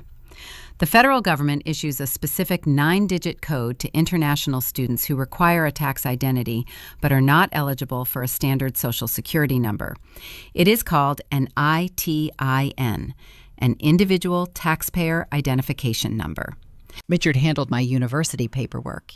He insisted on managing my federal filings, claiming the immigration bureaucracy was too complex for a student to navigate without risking deportation. I handed him my forms, trusting the man who married my mother to protect my legal standing. He took my ITIN and weaponized it. He quietly opened a shadow bank account in my name at a small regional branch where he played golf with the branch manager. He added my stolen tax identity to the corporate ledger of Bell Construction. Every 2 weeks for the past 10 years, a phantom payroll check was generated, taxed, and deposited directly into that shadow account. And every 2 weeks, Richard transferred the exact net amount out of the shadow account and funneled it into his private wealth management portfolio. He used the inflated corporate overhead to secure massive commercial credit lines. He used my intercepted phantom salary to pay the mortgage on his sprawling Potomac estate and fund Sylvia's luxury lifestyle. It was a staggering multi-million-dollar bank fraud built entirely on the assumption of my permanent silence. The elegance of his scheme relied on a single racist presumption. Richard and Sylvia believed I was a terrified, undocumented ghost. They assumed that because I held an expired visa, I would never dare file an independent federal tax return. They thought I would spend my entire life working under the table or cowering in the shadows, entirely invisible to the Internal Revenue Service. They believed identity theft against an illegal immigrant was a victimless crime because the victim lacked the legal standing to ever complain. They did not know I had naturalized. They did not know I had secured a legitimate Social Security number 5 years ago, leaving the old ITIN dormant in the Federal Registry. My pristine compliance career built on my new citizen identity ran on a completely separate track from the massive tax fraud Richard was operating under my old student number. I hit the print command on my keyboard. The laser printer in the corner of my office hummed to life, churning out page after page of fraudulent W-2 statements and corporate loan applications. The stack of warm paper grew, forming a physical monument to a decade of parental betrayal. The inheritance dispute over Harrison's estate was no longer the primary battlefield. The forged probate disclaimer was merely the match that ignited the powder keg. I was holding the evidence of a 10-year federal felony. I gathered the documents, placed them in a secure binder, and dialed David Vance. My attorney answered on the first ring. He sounded energized, likely preparing the civil injunction to freeze Richard's assets based on the forensic ink analysis. Kiyomi, I am finalizing the probate motion now. We can file before the courts close. Stop the probate filing, David, I said. My voice was stripped of all emotion, a flat, hard surface. Vance paused. I heard the faint click of a pen dropping on his desk. Stop the filing. Why? We have him dead to rights on the forgery. Because the forgery is a misdemeanor, compared to what I just found, I replied. I explained the mechanics of the phantom payroll. I detailed the stolen ITIN, the shadow bank account, and the 10 years of inflated corporate overhead used to secure fraudulent commercial loans. I outlined how Richard used my identity to launder millions of dollars to sustain his lifestyle, assuming my undocumented status provided a permanent shield against federal audits. The silence on the line was profound. Vance was a former federal prosecutor. He recognized the magnitude of the discovery. He understood the difference between a familial civil dispute and a systemic white-collar crime syndicate. My God, Vance finally whispered. This is not just probate fraud, Kiyomi. This is aggravated identity theft, bank fraud, and massive federal tax evasion. The IRS Criminal Investigation Division will dismantle his entire life for this. If he secured commercial loans using inflated payrolls, the FBI will want a piece of him too. Exactly, I said, staring at the thick binder on my desk. If we file a civil probate motion now, we alert him that we are investigating his ledgers. He will panic. He will shred the corporate hard drives, liquidate the shadow accounts, and attempt to hide the capital offshore. We cannot give him the opportunity to destroy the evidence. So what is the play? Vance asked. His tone had shifted from civil litigator to tactical commander. We bypass the county courthouse, I instructed. We bypass the civil injunction. You are going to help me compile this evidence into a formal whistleblower packet. We are going to hand the entire 10-year ledger, the stolen ITIN, and the forged probate document directly to the Internal Revenue Service and the United States Attorney General. I paused, letting the strategic weight of the maneuver settle. I want the federal government to freeze his accounts, David. I want the IRS to place a lien on his business and his home. The civil court can award me my $2 million, eventually. But I want the federal government to ensure Richard and Sylvia have absolutely nothing left when this is over. I will draft the whistleblower narrative tonight. Vance agreed. We can submit the packet through secure federal channels by tomorrow morning. They will likely initiate a preliminary investigation within 72 hours. I ended the call. The office was quiet again. I stood up and walked to the window. The sky over Bethesda was turning a deep, bruised purple. The streetlights flickered on, casting long shadows across the pavement. My parents had tried to use the federal government as a weapon to destroy me. They called immigration, hoping agents would drag me out of my home and deport me to Tokyo. They wanted to weaponize the state against a ghost. I was about to show them what happens when the ghost audits the ledger. I was not calling a civil judge to mediate a family squabble. I was calling the federal government to execute a financial slaughter. I returned to my desk, intending to shut down the workstation and drive home. As my hand reached for the mouse, my eyes snagged on a single line of data at the bottom of the final printed W-2 summary. In my rush to map Richard's fraud, I had focused entirely on the incoming capital. I had traced the phantom checks from Bell Construction into the shadow bank account, but I had not tracked the specific routing numbers of the outgoing transfers. I assumed Richard simply wired the stolen money directly into his personal wealth management portfolio. But criminals who operate on this scale rarely move stolen capital in a straight line. They build layers. They create buffers to confuse the auditors. I typed the routing number of the primary receiving account into my encrypted tracking software. I needed to see exactly where Richard was parking my stolen salary before it hit his personal mortgage. The progress bar crawled across the screen. The decryption software hummed. The destination account loaded. I stopped breathing. The air in the room felt suddenly thin. The stolen funds were not going into a generic offshore shell company or a hidden corporate vault. The outgoing transfers from the shadow account were being deposited into a verified domestic business ledger. The name on the receiving account was Jessica Bell Event Planning, LLC. The realization hit me with the force of a physical blow. The narrative shifted, twisting the knife of betrayal even deeper. Jessica was not merely a spoiled, financially illiterate golden child, drowning in $300,000 of merchant debt. She was not just a failing entrepreneur who desperately needed my inheritance to save her curated Instagram lifestyle. Her luxury event planning business was the primary money laundering front for Richard's massive tax evasion scheme.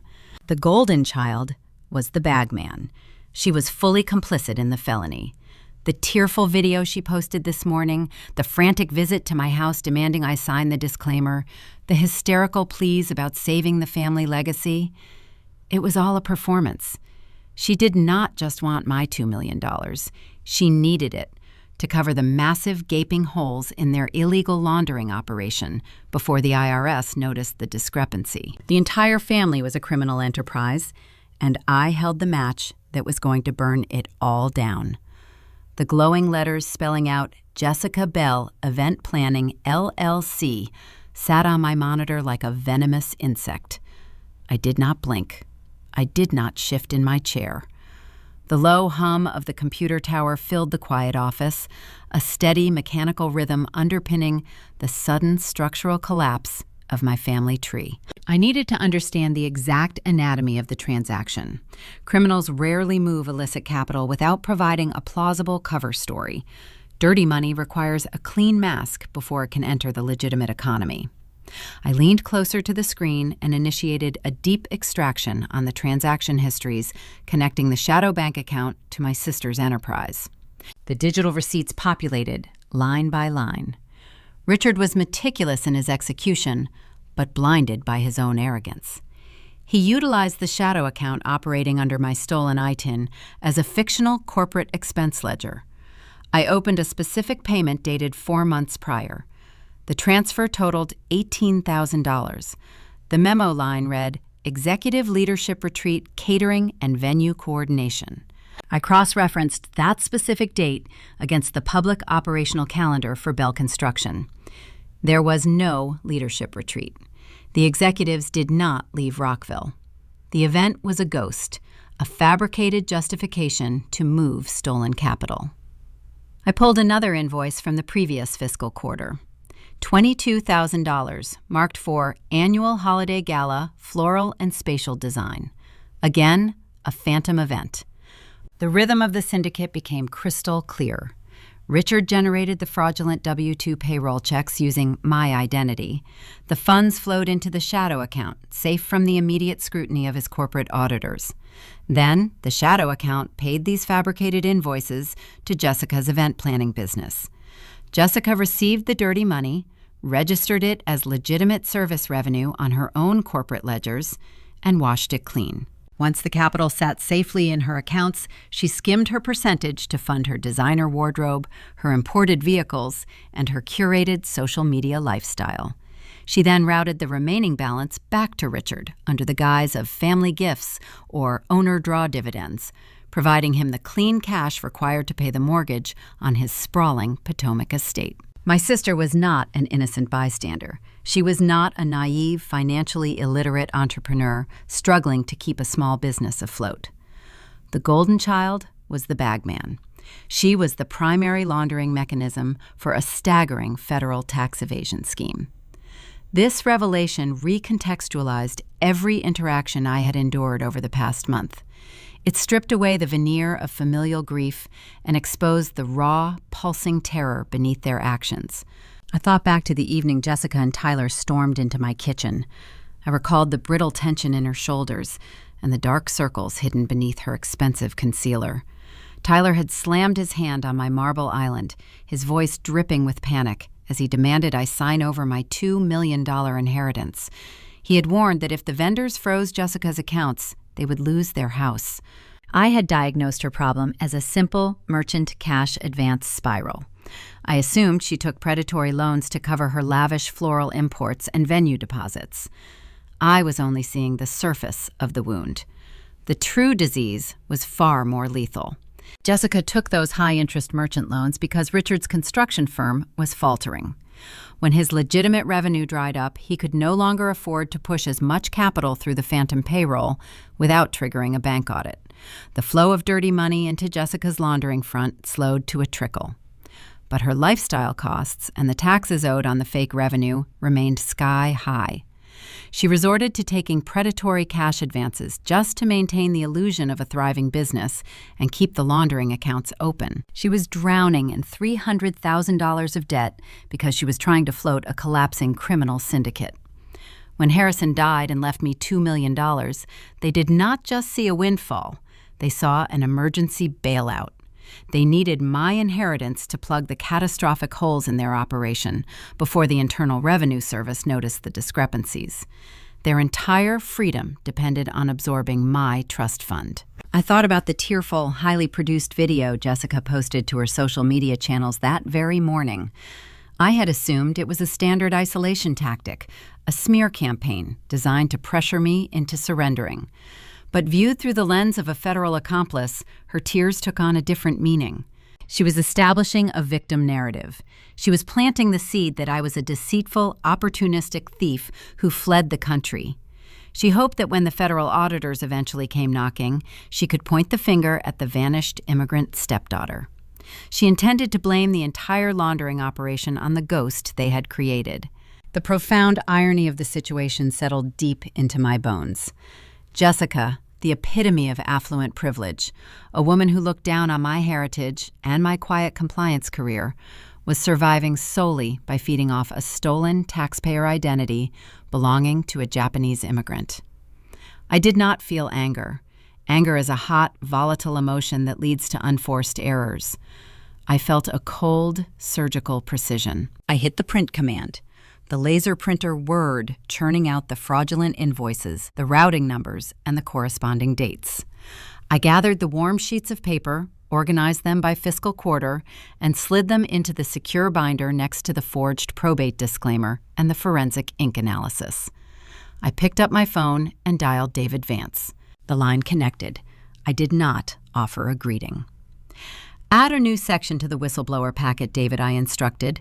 Title it Corporate Money Laundering and Accessory to Wire Fraud. Vance exhaled a sharp breath.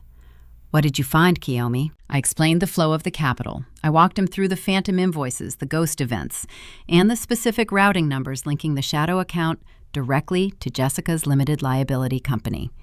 I detailed how the Golden Child functioned as the cleaning mechanism for the stolen payroll. My God, Vance murmured, the professional detachment in his voice giving way to genuine astonishment. It is a family cartel. They are running a full-scale racketeering operation, using your federal identity as the shield. They were, I corrected him. The operation ends today. Finalize the packet for the federal investigators. But before we submit the criminal referral, we need to secure my inheritance. Richard still holds the frozen trust funds using that forged disclaimer. I understand, Vance said, his tone sharpening. I will draft a sealed emergency injunction for the probate judge. We will file the forensic ink report and a redacted summary of the identity theft under seal. We will request the immediate removal of Richard as a trustee due to severe fiduciary breach and impending federal indictment. The judge will unfreeze your $2 million before the end of the week. File it immediately, I said. There is a tactical risk, Vance cautioned. When I file this motion with the court clerk, an automated notification will be generated and sent to the estate executor, Mr. Sterling. Sterling is bound by procedure to notify Richard that a sealed challenge has been placed against the disclaimer. Richard will not see the evidence, but he will know you have struck back. He will know the deportation threat failed. Let the notification go out, I replied. I want him to know the ice is cracking beneath his feet. I ended the call and packed my leather tote. I placed the thick binder of evidence into my briefcase. The sterile walls of my office offered a strange comfort. I had spent years in this room dismantling corporate liars. Now I was carrying the destruction of my own family out the door. I drove home through the Bethesda evening traffic. The sky was an unbroken expanse of slate gray. The dashboard clock glowing in the dim cabin indicated it was just past 6. I turned onto my quiet suburban street. The houses sat set back from the road, insulated by manicured lawns and old oak trees. It was a neighborhood built on the promise of security and predictable routines. I pulled into my driveway and pressed the button to lower the garage door.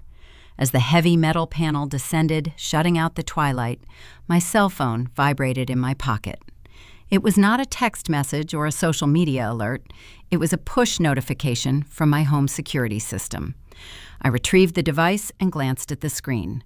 The front porch camera had detected motion.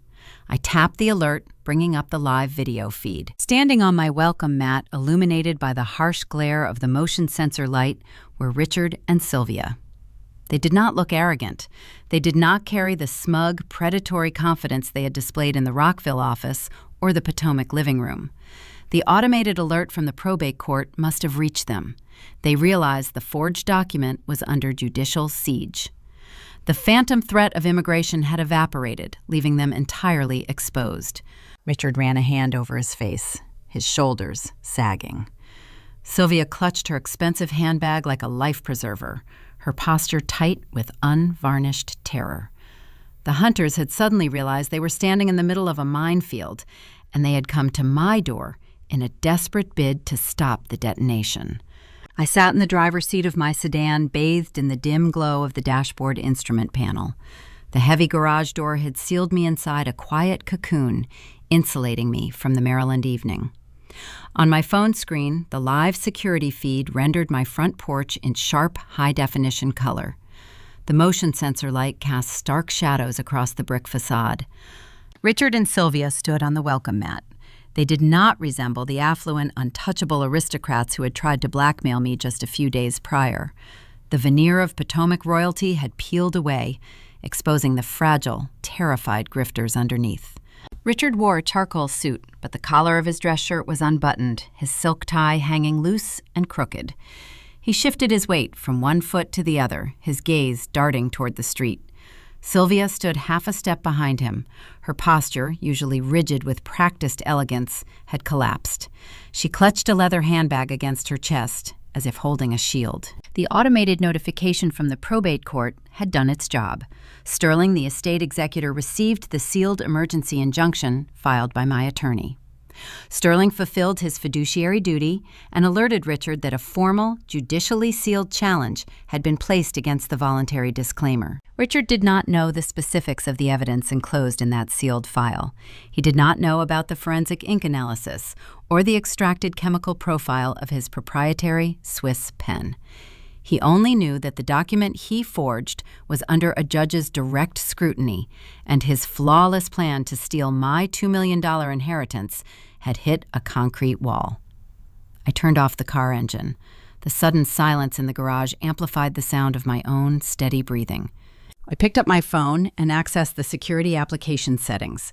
I verified that the external cameras were capturing high-fidelity audio and syncing the data directly to my encrypted cloud server.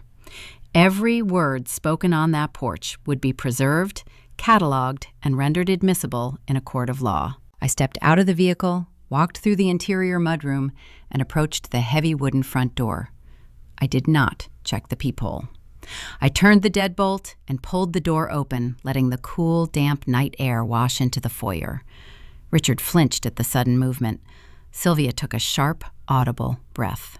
I stepped out onto the porch, leaving the door ajar behind me. I did not invite them inside. The interior of my home is a sanctuary, a place where their toxicity holds no jurisdiction.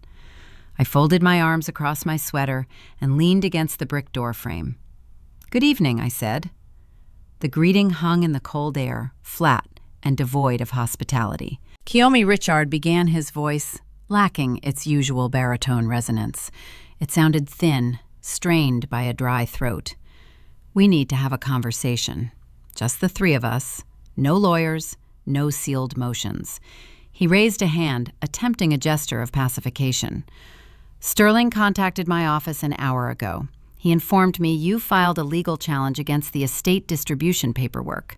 I maintained a level gaze, staring at a point just above his right shoulder.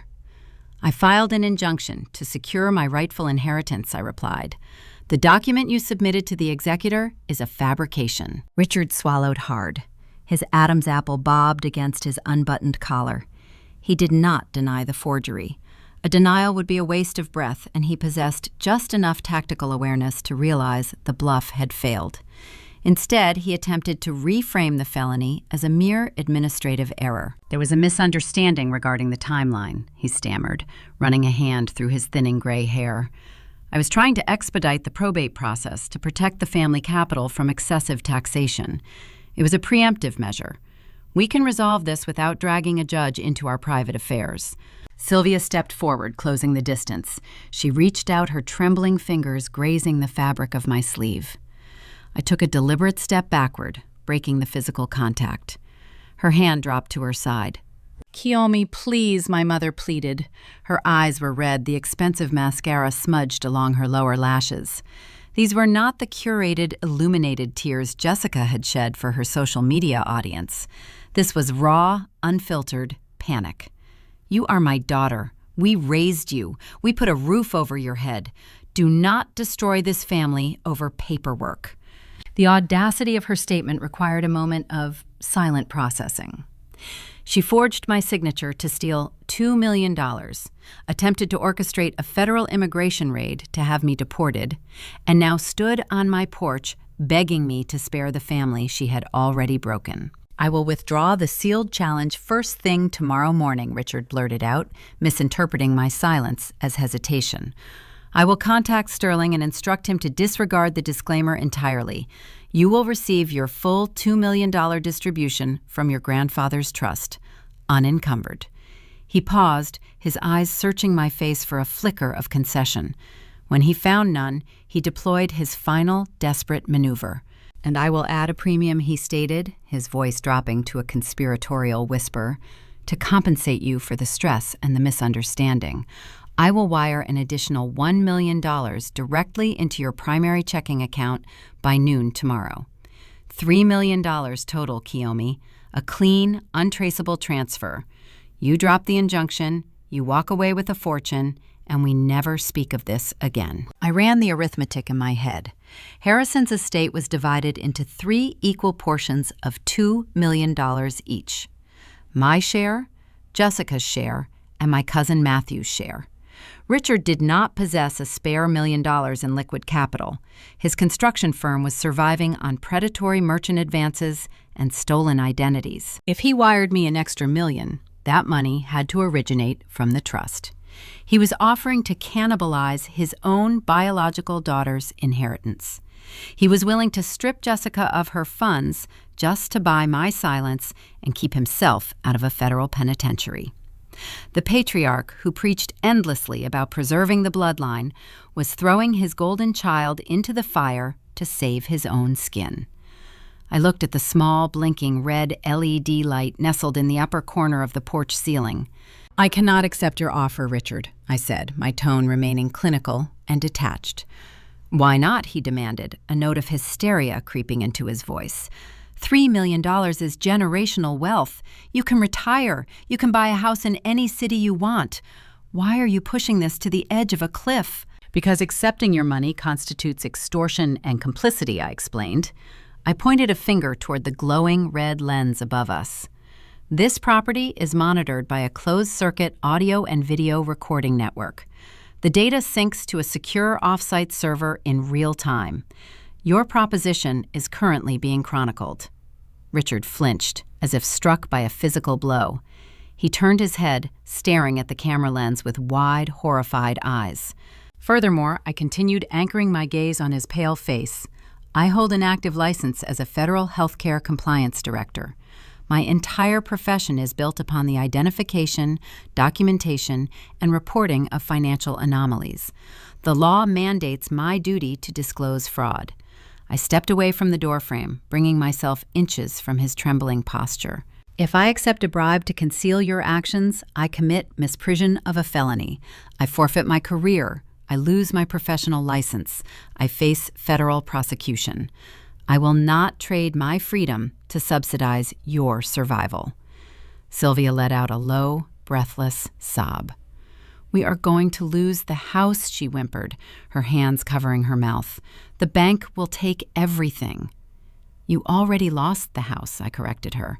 "You lost it the moment you decided my existence was a resource you could harvest." Richard shook his head, his breathing shallow and rapid. "It is just a forged paper, Kiyomi. It is a civil probate issue. I can pay the fines. I can hire defense attorneys. Do not act like I committed murder." He still did not understand the depth of the grave he had dug. He believed the sealed injunction only contained the forensic ink analysis regarding the fake signature. He thought the probate dispute was the ceiling of his exposure. I decided to show him the floor. "It is not just a forged paper," Richard I said quietly, delivering the final, fatal blow. "It is the shadow bank account. It is the fraudulent commercial loan applications. It is the phantom corporate overhead you utilize to inflate the value of Bell Construction." The color drained entirely from his face, leaving his skin the shade of old parchment. His mouth opened, but no sound emerged. "I know about the individual taxpayer identification number you stole from my student visa 10 years ago," I stated, enunciating each word with surgical precision. I know about the ghost payroll you generated under my name.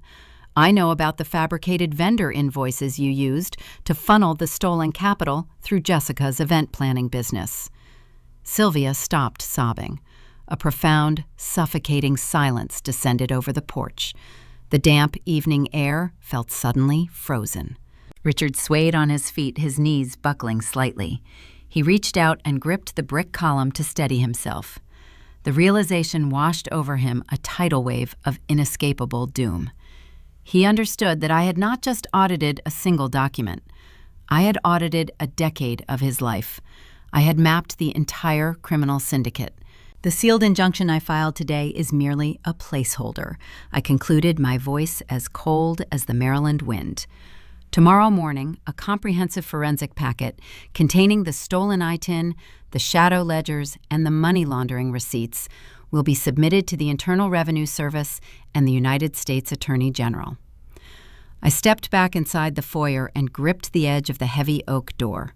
The probate court is no longer your primary concern, Richard. You should secure a federal defense litigator. Have a safe drive home. I closed the door, letting the deadbolt click firmly into place. I did not look out the window to watch them leave. I walked into the kitchen, poured myself a glass of cold water, and listened to the silence of my sanctuary.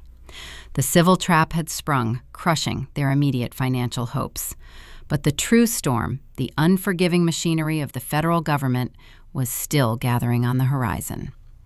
When the sun rose the next day, the alphabet agencies would receive the coordinates, and the sky above the Bell family estate would begin to fall. The sun breached the horizon over Bethesda, casting a pale, indifferent light across my driveway. I stood in my kitchen, sipping green tea, relishing the quiet cadence of the morning. At exactly 8 o'clock, David Vance stood before a county clerk in Annapolis. He filed the formal motion to strike the forged disclaimer from the public record. His petition requested the judge unfreeze my inheritance and permanently strip Richard of any fiduciary authority over the estate. The civil trap was set. Simultaneously, I initiated my own sequence. I booted up my laptop and accessed the encrypted portal for the Internal Revenue Service whistleblower office. I attached the comprehensive digital dossier I had built. The file contained the forensic ink analysis, the decade of fabricated wage statements, the stolen identification history, and the specific routing numbers linking the shadow accounts to my sister's limited liability company. I filled out the necessary declarations, verifying the data under penalty of perjury. I clicked Submit. A sterile confirmation code populated the screen. The government machinery hummed to life. Financial crimes investigators do not operate with the chaotic urgency of a street-level drug bust. They move with clinical, overwhelming precision. They spend hours verifying routing data, securing warrants, and coordinating logistics before they ever leave their desks. I knew the strike would not happen instantly. It took exactly 48 hours for the paper trail to trigger a physical response. Thursday morning, the sky cracked open, pouring heavy rain across the Maryland suburbs. I sat in my medical center office reviewing a pharmaceutical compliance protocol. My phone vibrated against the desk. It was a brief text from Vance. Warrants executed. I pictured the scene unfolding at Bell Construction in Rockville. Unlike the two bewildered immigration officers, my mother summoned the personnel from the Criminal Investigation Division, arrived in a fleet of unmarked vehicles. They wore subdued tactical gear, carrying empty cardboard boxes and digital extraction tools. They did not knock and wait for permission. They walked through the glass doors, flashed badges at the shocked administrative assistant, and locked down the premises. Richard was likely sitting in his executive suite, perhaps staring at the rain against the tinted windows, trying to formulate a defense for the probate judge. The agents would have instructed him to step away from his mahogany desk. They unplugged his hard drives, seized his physical ledgers, and boxed up his banking records. Every fabricated invoice, every ghost payroll check, every shadow transfer became evidence. The empire he built on my stolen identity was cataloged, sealed, and carried out to a waiting van. The operation was perfectly synchronized. While Richard watched his firm dismantled, a secondary team breached Jessica's luxury event planning warehouse in Baltimore. Jessica curated an aesthetic of flawless, affluent success.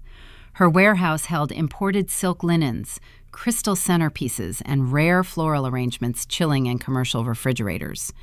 But when the investigators walked through the loading dock doors, the facade shattered. They impounded her server racks and seized the business checkbooks. The agents froze her commercial operating accounts on the spot, halting all incoming and outgoing capital. The timing proved exceptionally cruel for my sister. She was hosting a walkthrough for prospective high-net-worth clients and 2 major floral suppliers. They stood amid the velvet drapery, watching serious men and women in windbreakers tape off the administrative office.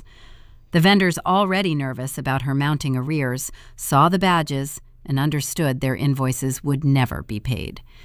The affluent clients realized the luxury brand was a hollow shell. The reputation she spent years curating vanished into the damp Baltimore air, replaced by the stark reality of a federal crime scene. The sudden freezing of the Capitol triggered an immediate, predictable chain reaction regarding Tyler. My brother-in-law styled himself as a venture capitalist, a man who demanded loyalty and preached about preserving the bloodline. But his loyalty was tethered exclusively to the routing numbers. The moment Jessica called him from the warehouse parking lot, weeping that agents had locked the doors and disabled her debit cards, Tyler ran the arithmetic. He saw the impending indictments, the crushing legal fees, and the evaporation of the lifestyle he felt entitled to. He did not drive to the warehouse to comfort his wife. He drove to their shared upscale apartment, packed 2 premium leather suitcases with his designer clothing, and emptied whatever untraceable cash remained in a floor safe. By the time Jessica secured a ride home, Tyler was gone. He left his wedding band on the kitchen island next to an unpaid utility bill. The parasite detached the moment the host ran out of blood. His departure stripped away the last remaining illusion of her perfect life, leaving her alone in an expensive apartment she could no longer afford. I tracked the fallout from the secure sanctuary of my office. Vance provided steady updates throughout the afternoon. The probate judge, reviewing the overwhelming forensic evidence and notified of the concurrent federal raids, granted our emergency injunction. My $2 million inheritance was formally unfrozen. The funds were transferred into a pristine, isolated trust under my exclusive control. Richard was legally barred from contesting the distribution or accessing any portion of the estate. I pulled up the online banking portal, the screen refreshed, displaying a pristine balance holding 7 figures. The money my grandfather intended for me was finally safe, shielded from the financial wreckage of the Bell family. The curated upper-middle-class illusion they projected to the world fractured into dust in the span of 2 days. The country club memberships, the designer coats, the imported vehicles, they were all funded by a criminal syndicate that no longer existed. They were left exposed to the harsh elements of reality, stripped of the armor my stolen identity provided them. I leaned back in my ergonomic chair and looked out the window. The rain had stopped, leaving the asphalt slick and reflective. I felt no guilt. I felt no sorrow for the golden child crying in an empty apartment or the patriarch sitting in a stripped office. I felt the profound, quiet satisfaction of a ledger perfectly balanced. Every stolen dollar, every arrogant threat, every lie they told to keep me compliant had been accounted for and rectified. But the accounting was not finished. The agents seized the records, halting their current liquidity. The criminal indictments would follow in due time. However, the Internal Revenue Service does not merely lock bank accounts and file charges. They collect their due. The taxes owed on a decade of laundered money carried staggering penalties. The government was preparing to carve its pound of flesh directly from their physical assets, and the final cut would sever their remaining ties to the Potomac elite. The aftermath of a federal financial raid does not resemble the swift, cinematic conclusions broadcast on television. There are no immediate courtroom dramatic confessions or sudden jail sentences. The true destruction unfolds in the quiet, suffocating realm of bureaucracy. When the alphabet agencies seize your ledgers, time slows down to a crawl. For months, you exist in a state of suspended animation, unable to access your checking accounts, unable to pay your utility bills, and unable to hire premium defense attorneys. Richard and Sylvia spent the autumn trapped in that paralyzing silence. The government froze every liquid asset tied to Bell Construction and Jessica's event planning front. My father, a man who prided himself on wielding capital as a weapon, found himself unable to afford the retainer for a specialized white-collar criminal litigator. He was forced to rely on a heavily overburdened public defender to navigate the labyrinth of his impending federal indictments. I monitored the collapse from the pristine vantage point of my compliance office. The Internal Revenue Service does not merely slap handcuffs on tax evaders, they execute a mathematical slaughter. Through the Public County Registry, I tracked the filing of the Notice of Federal Tax Lien against my parents. The document is a public declaration, visible to any bank creditor or curious neighbor, stating that the government holds the first legal claim to your property. The arithmetic listed on the lien was staggering.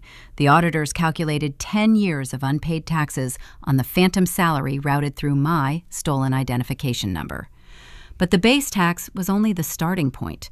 The Revenue Code dictates that in cases of deliberate structural fraud, the perpetrator is assessed a civil penalty equal to 75% of the underpayment. Add a decade of compounded federal interest, plus the fines associated with operating an unregistered money laundering front, and the final penalty eclipsed Richard's entire net worth. The financial scaffolding of his life simply evaporated. He had assumed the inheritance from Harrison would serve as his ultimate safety net. He believed that even if his construction firm faltered, he could fall back on the millions stored in the family trust. He was wrong. The federal government stands at the front of every creditor line. The Treasury Department intercepted his biological portion of the grandfather's estate before the executor could even draft the transfer routing numbers. The funds were instantly liquidated to satisfy a fraction of his outstanding criminal penalties. The money he coveted, the legacy he claimed belonged exclusively to the pure bloodline, vanished into the vast coffers of the United States government. While the federal auditors dismantled his future, David Vance finalized the civil probate victory in county court. The hearing lasted less than 20 minutes. I did not attend. Vance presented the forensic ink analysis, the subpoenaed forged disclaimer, and the documented timeline of the blackmail attempt. The probate judge reviewed the evidence with visible disgust. He did not merely validate my $2 million distribution, he issued a punitive ruling against Richard for extreme breach of fiduciary duty and intentional probate fraud. The judge ordered my father to cover the entirety of my legal fees out of his own pocket. Because Richard's pockets were empty and his accounts frozen, the court attached the judgment to whatever nominal equity remained in his physical assets. The legal ledger was settled. I retained my pristine inheritance untouched by the corruption that defined my family. The ultimate irony of their downfall lay in the precise instrument they chose for my execution. Sylvia dialed the immigration hotline. She invited federal agents into our lives, hoping they would drag an immigrant stepdaughter out of her home and drop her on a flight to Tokyo. She wanted the state to erase me. Instead, the government arrived, looked at the documentation I provided, and turned its unforgiving gaze toward Potomac. The weapon they unsheathed to destroy me was the exact mechanism that tore their affluent existence down to the studs. The final physical manifestation of their ruin occurred in late November. The Potomac estate, the sprawling brick mansion that symbolized their perceived aristocratic superiority, required a substantial monthly mortgage payment. Because the laundering pipeline had been severed and the legitimate bank accounts frozen, Richard defaulted on the loan. The lending institution initiated formal foreclosure proceedings. I took a personal day off from the medical center. I brewed a travel mug of green tea, got into my sedan, and drove toward their neighborhood. I parked 3 blocks away, out of direct sight, but with a clear view of the intersection leading to their cul-de-sac. I did not go there to gloat or to hurl insults. I went to observe the tangible conclusion of the equation. A large commercial moving truck sat idling in their circular driveway. Two men in faded work shirts carried cardboard boxes out the grand double doors. There was no elegant staging, no careful wrapping of the designer furniture. It was the chaotic, hurried evacuation of people who had run out of time. I watched Sylvia emerge from the foyer. She wore a plain gray trench coat. She carried a single piece of framed artwork, her shoulders stooped, her head bowed against the crisp autumn wind. The neighbors, the affluent doctors and lobbyists she had spent decades trying to impress, stood on their pristine lawns or watched from behind their plantation shutters. The social humiliation was thorough and inescapable. Richard followed shortly after, carrying a plastic storage bin. His posture was unrecognizable. The arrogant patriarch who slid a brass pen across a mahogany desk was gone. In his place stood an insolvent, broken man, facing the reality of impending destitution and federal prison time. They loaded their remaining permitted possessions into a 10-year-old sedan. The luxury imported vehicles had already been repossessed by the leasing companies weeks prior. They drove away from the brick mansion, their taillights disappearing around the bend, leaving behind the empty shell of a life funded entirely by theft. I sat in my warm car sipping my tea. I felt the profound silence of the neighborhood settle over the empty house. The sprawling estate now belonged to the bank. The federal investigators had done their job. The probate judge had done his. The ledger was closed, the liabilities erased, and the malignant entities removed from the board. But my role in the narrative required one final transaction. A foreclosed property of that magnitude does not remain in the bank's possession for long. Financial institutions detest holding vacant real estate. They want the non-performing asset off their books as quickly as possible to recoup their lost capital. The bank scheduled the Potomac estate for a public foreclosure auction to be held just before the Christmas holiday. The property would be sold to the highest cash bidder on the county courthouse steps. I shifted my car into drive and pulled away from the curb. I had secured my $2 million inheritance. I held a flawless credit profile, a thriving career, and the quiet power of a naturalized citizen. I possessed the exact tools required to execute the closing maneuver. Richard and Sylvia assumed their legacy was lost to nameless corporate developers or anonymous real estate investors. They believed they would simply fade into obscurity.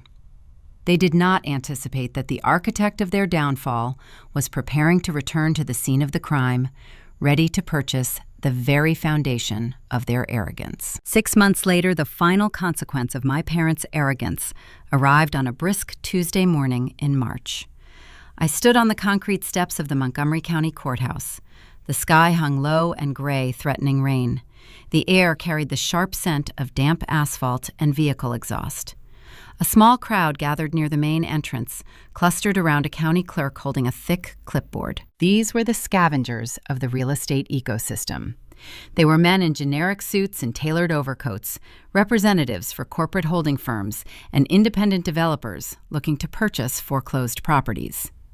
They attended these public bank auctions to acquire distressed assets for a fraction of their market value, intending to flip them for a quick profit. I stood at the back of the crowd wearing a tailored wool trench coat against the morning chill. Inside my deep pocket, my fingers traced the crisp, rectangular edge of a certified bank draft. The funds were drawn directly from the pristine, legally secured trust account holding my $2 million inheritance. The clerk cleared his throat and read the parcel number for the Potomac estate. The brick mansion that served as the staging ground for a decade of federal tax evasion and familial psychological abuse was now merely a line item on a bank liquidation ledger. The bidding commenced. The starting figure was remarkably low, set just high enough to cover the initial municipal tax liens. The bank possessed no sentimental attachment to the property.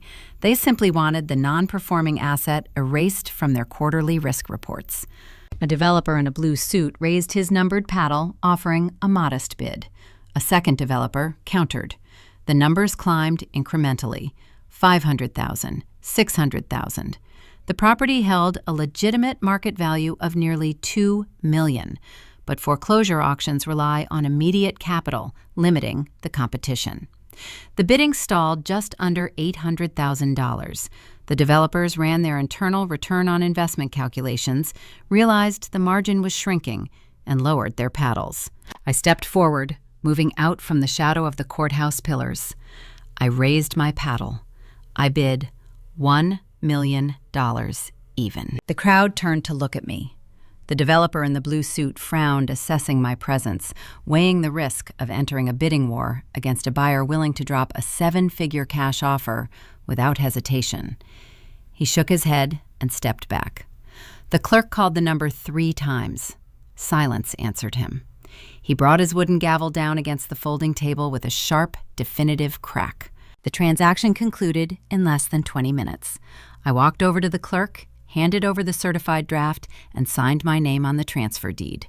The fortress belonged to me. May arrived, bringing a surge of vibrant color to the Maryland suburbs. The cherry blossoms bloomed, lining the streets leading to my newly acquired property. I drove my sedan up the circular driveway, parking the vehicle precisely where Richard used to park his leased luxury cars. I unlocked the grand double doors and stepped into the foyer. The bank had left the interior untouched following the hasty eviction. The air inside felt stale and trapped, holding the faint, lingering ghost of Sylvia's expensive vanilla candles. The house remained a museum dedicated to unearned arrogance. Heavy mahogany sideboards lined the dining room. Crystal chandeliers gathered dust in the vaulted ceilings. Velvet drapes blocked the spring sunlight. It was time to cleanse the environment. I hired a local estate liquidation crew. Over the course of 3 days, we dragged the artifacts of their false aristocracy out onto the manicured front lawn. We set up long folding tables beneath the shade of the old oak trees. We hauled out the leather sofas, the antique rugs, and the framed landscape paintings. I directed the crew to unpack Sylvia's prized porcelain dishware. We lined up the gold-rimmed plates she used to serve holiday dinners, the same plates she demanded I wash while she entertained her affluent guests. We set out the brass executive pen holder Richard left behind on his desk during the rushed evacuation. On Saturday morning, I opened the gates and held a public yard sale. Neighbors walked over from their adjacent properties, pretending to browse the items while mining for gossip regarding the sudden downfall of the Bell family. Strangers haggled over the price of imported crystal wine glasses. I stood on the porch holding a metal cash box and sold the remnants of their dynasty for crumpled $5 and $10 bills. I watched a college student load my mother's velvet chaise lounge into the back of a rusted pickup truck. I sold Richard's customized golf clubs to a retired mechanic. The physical stripping of the toxic legacy provided a quiet, profound satisfaction. The house seemed to breathe again, shedding the suffocating weight of its former occupants with every piece of furniture carried down the driveway. I received occasional updates through David Vance regarding their legal status. Richard and Sylvia avoided a federal penitentiary sentence by pleading guilty to the identity theft and tax evasion charges. They offered their full cooperation to the investigators helping dismantle the remaining shell accounts to secure a plea agreement. They currently reside in a cramped second-floor walk-up apartment near an industrial park in Baltimore. The federal court garnishes 70% of whatever minimum wage income they manage to secure to pay down the insurmountable penalty fines. They endure 3 years of supervised federal probation, subject to random audits and strict travel restrictions. Jessica works a cash register at a suburban retail boutique. She spends her days folding the designer clothing she used to purchase without checking the price tag. Her curated social media profiles vanished, replaced by the grim reality of a life defined by strict budgets and court-mandated check-ins. The arithmetic settled its score, leaving them with the exact value they earned. I did not move into the Potomac house. The architecture held too many cold memories, too many echoes of conditional love and unspoken threats. Instead, I hired a legitimate commercial construction firm, an enterprise that pays its laborers fair wages and files pristine tax returns. We tore out the formal dining room and partitioned the sprawling master suites. We upgraded the plumbing, installed industrial-grade kitchens, and updated the fire suppression systems. We transformed the 6-bedroom mansion into a multi-unit residential facility. I partnered with the regional medical center where I direct compliance. The hospital frequently recruits skilled nurses, physical therapists, and laboratory technicians from overseas. These professionals arrive on legitimate visas, holding vital skills, but they often struggle to find safe, affordable housing in the expensive Maryland suburbs. I dedicated the renovated property exclusively to them. I currently provide these immigrant healthcare workers with a pristine, secure environment to build their new lives free from the threat of exploitation. The rent is subsidized by the remaining funds in my trust, ensuring the property operates smoothly without placing a financial burden on the new residents. The irony is flawless. The fortress Richard and Sylvia utilized to project their exclusionary superiority now serves as a haven for the exact demographic they despised. The wealth they tried to steal from me now funds the security and comfort of people walking the exact path I walked. The mansion echoes with different languages, the smell of diverse cuisines, and the vibrant energy of honest labor. I sit in my quiet Bethesda home reviewing a hospital compliance report on my dual monitors. The ledgers balance. The liabilities are erased. For 30 years, my parents treated me like a clerical error. They assumed my heritage and my quiet demeanor made me an easy target. They built a criminal empire on the presumption of my permanent silence. They thought I was a ghost in their system. They did not realize I was the auditor. If you are carrying the weight of a family that views your existence as a resource to be harvested, remember that your boundaries are your strongest armor. Document everything. Trust the math. Leave a comment below with your own story of breaking free. Hit the subscribe button, and I will see you in the next one.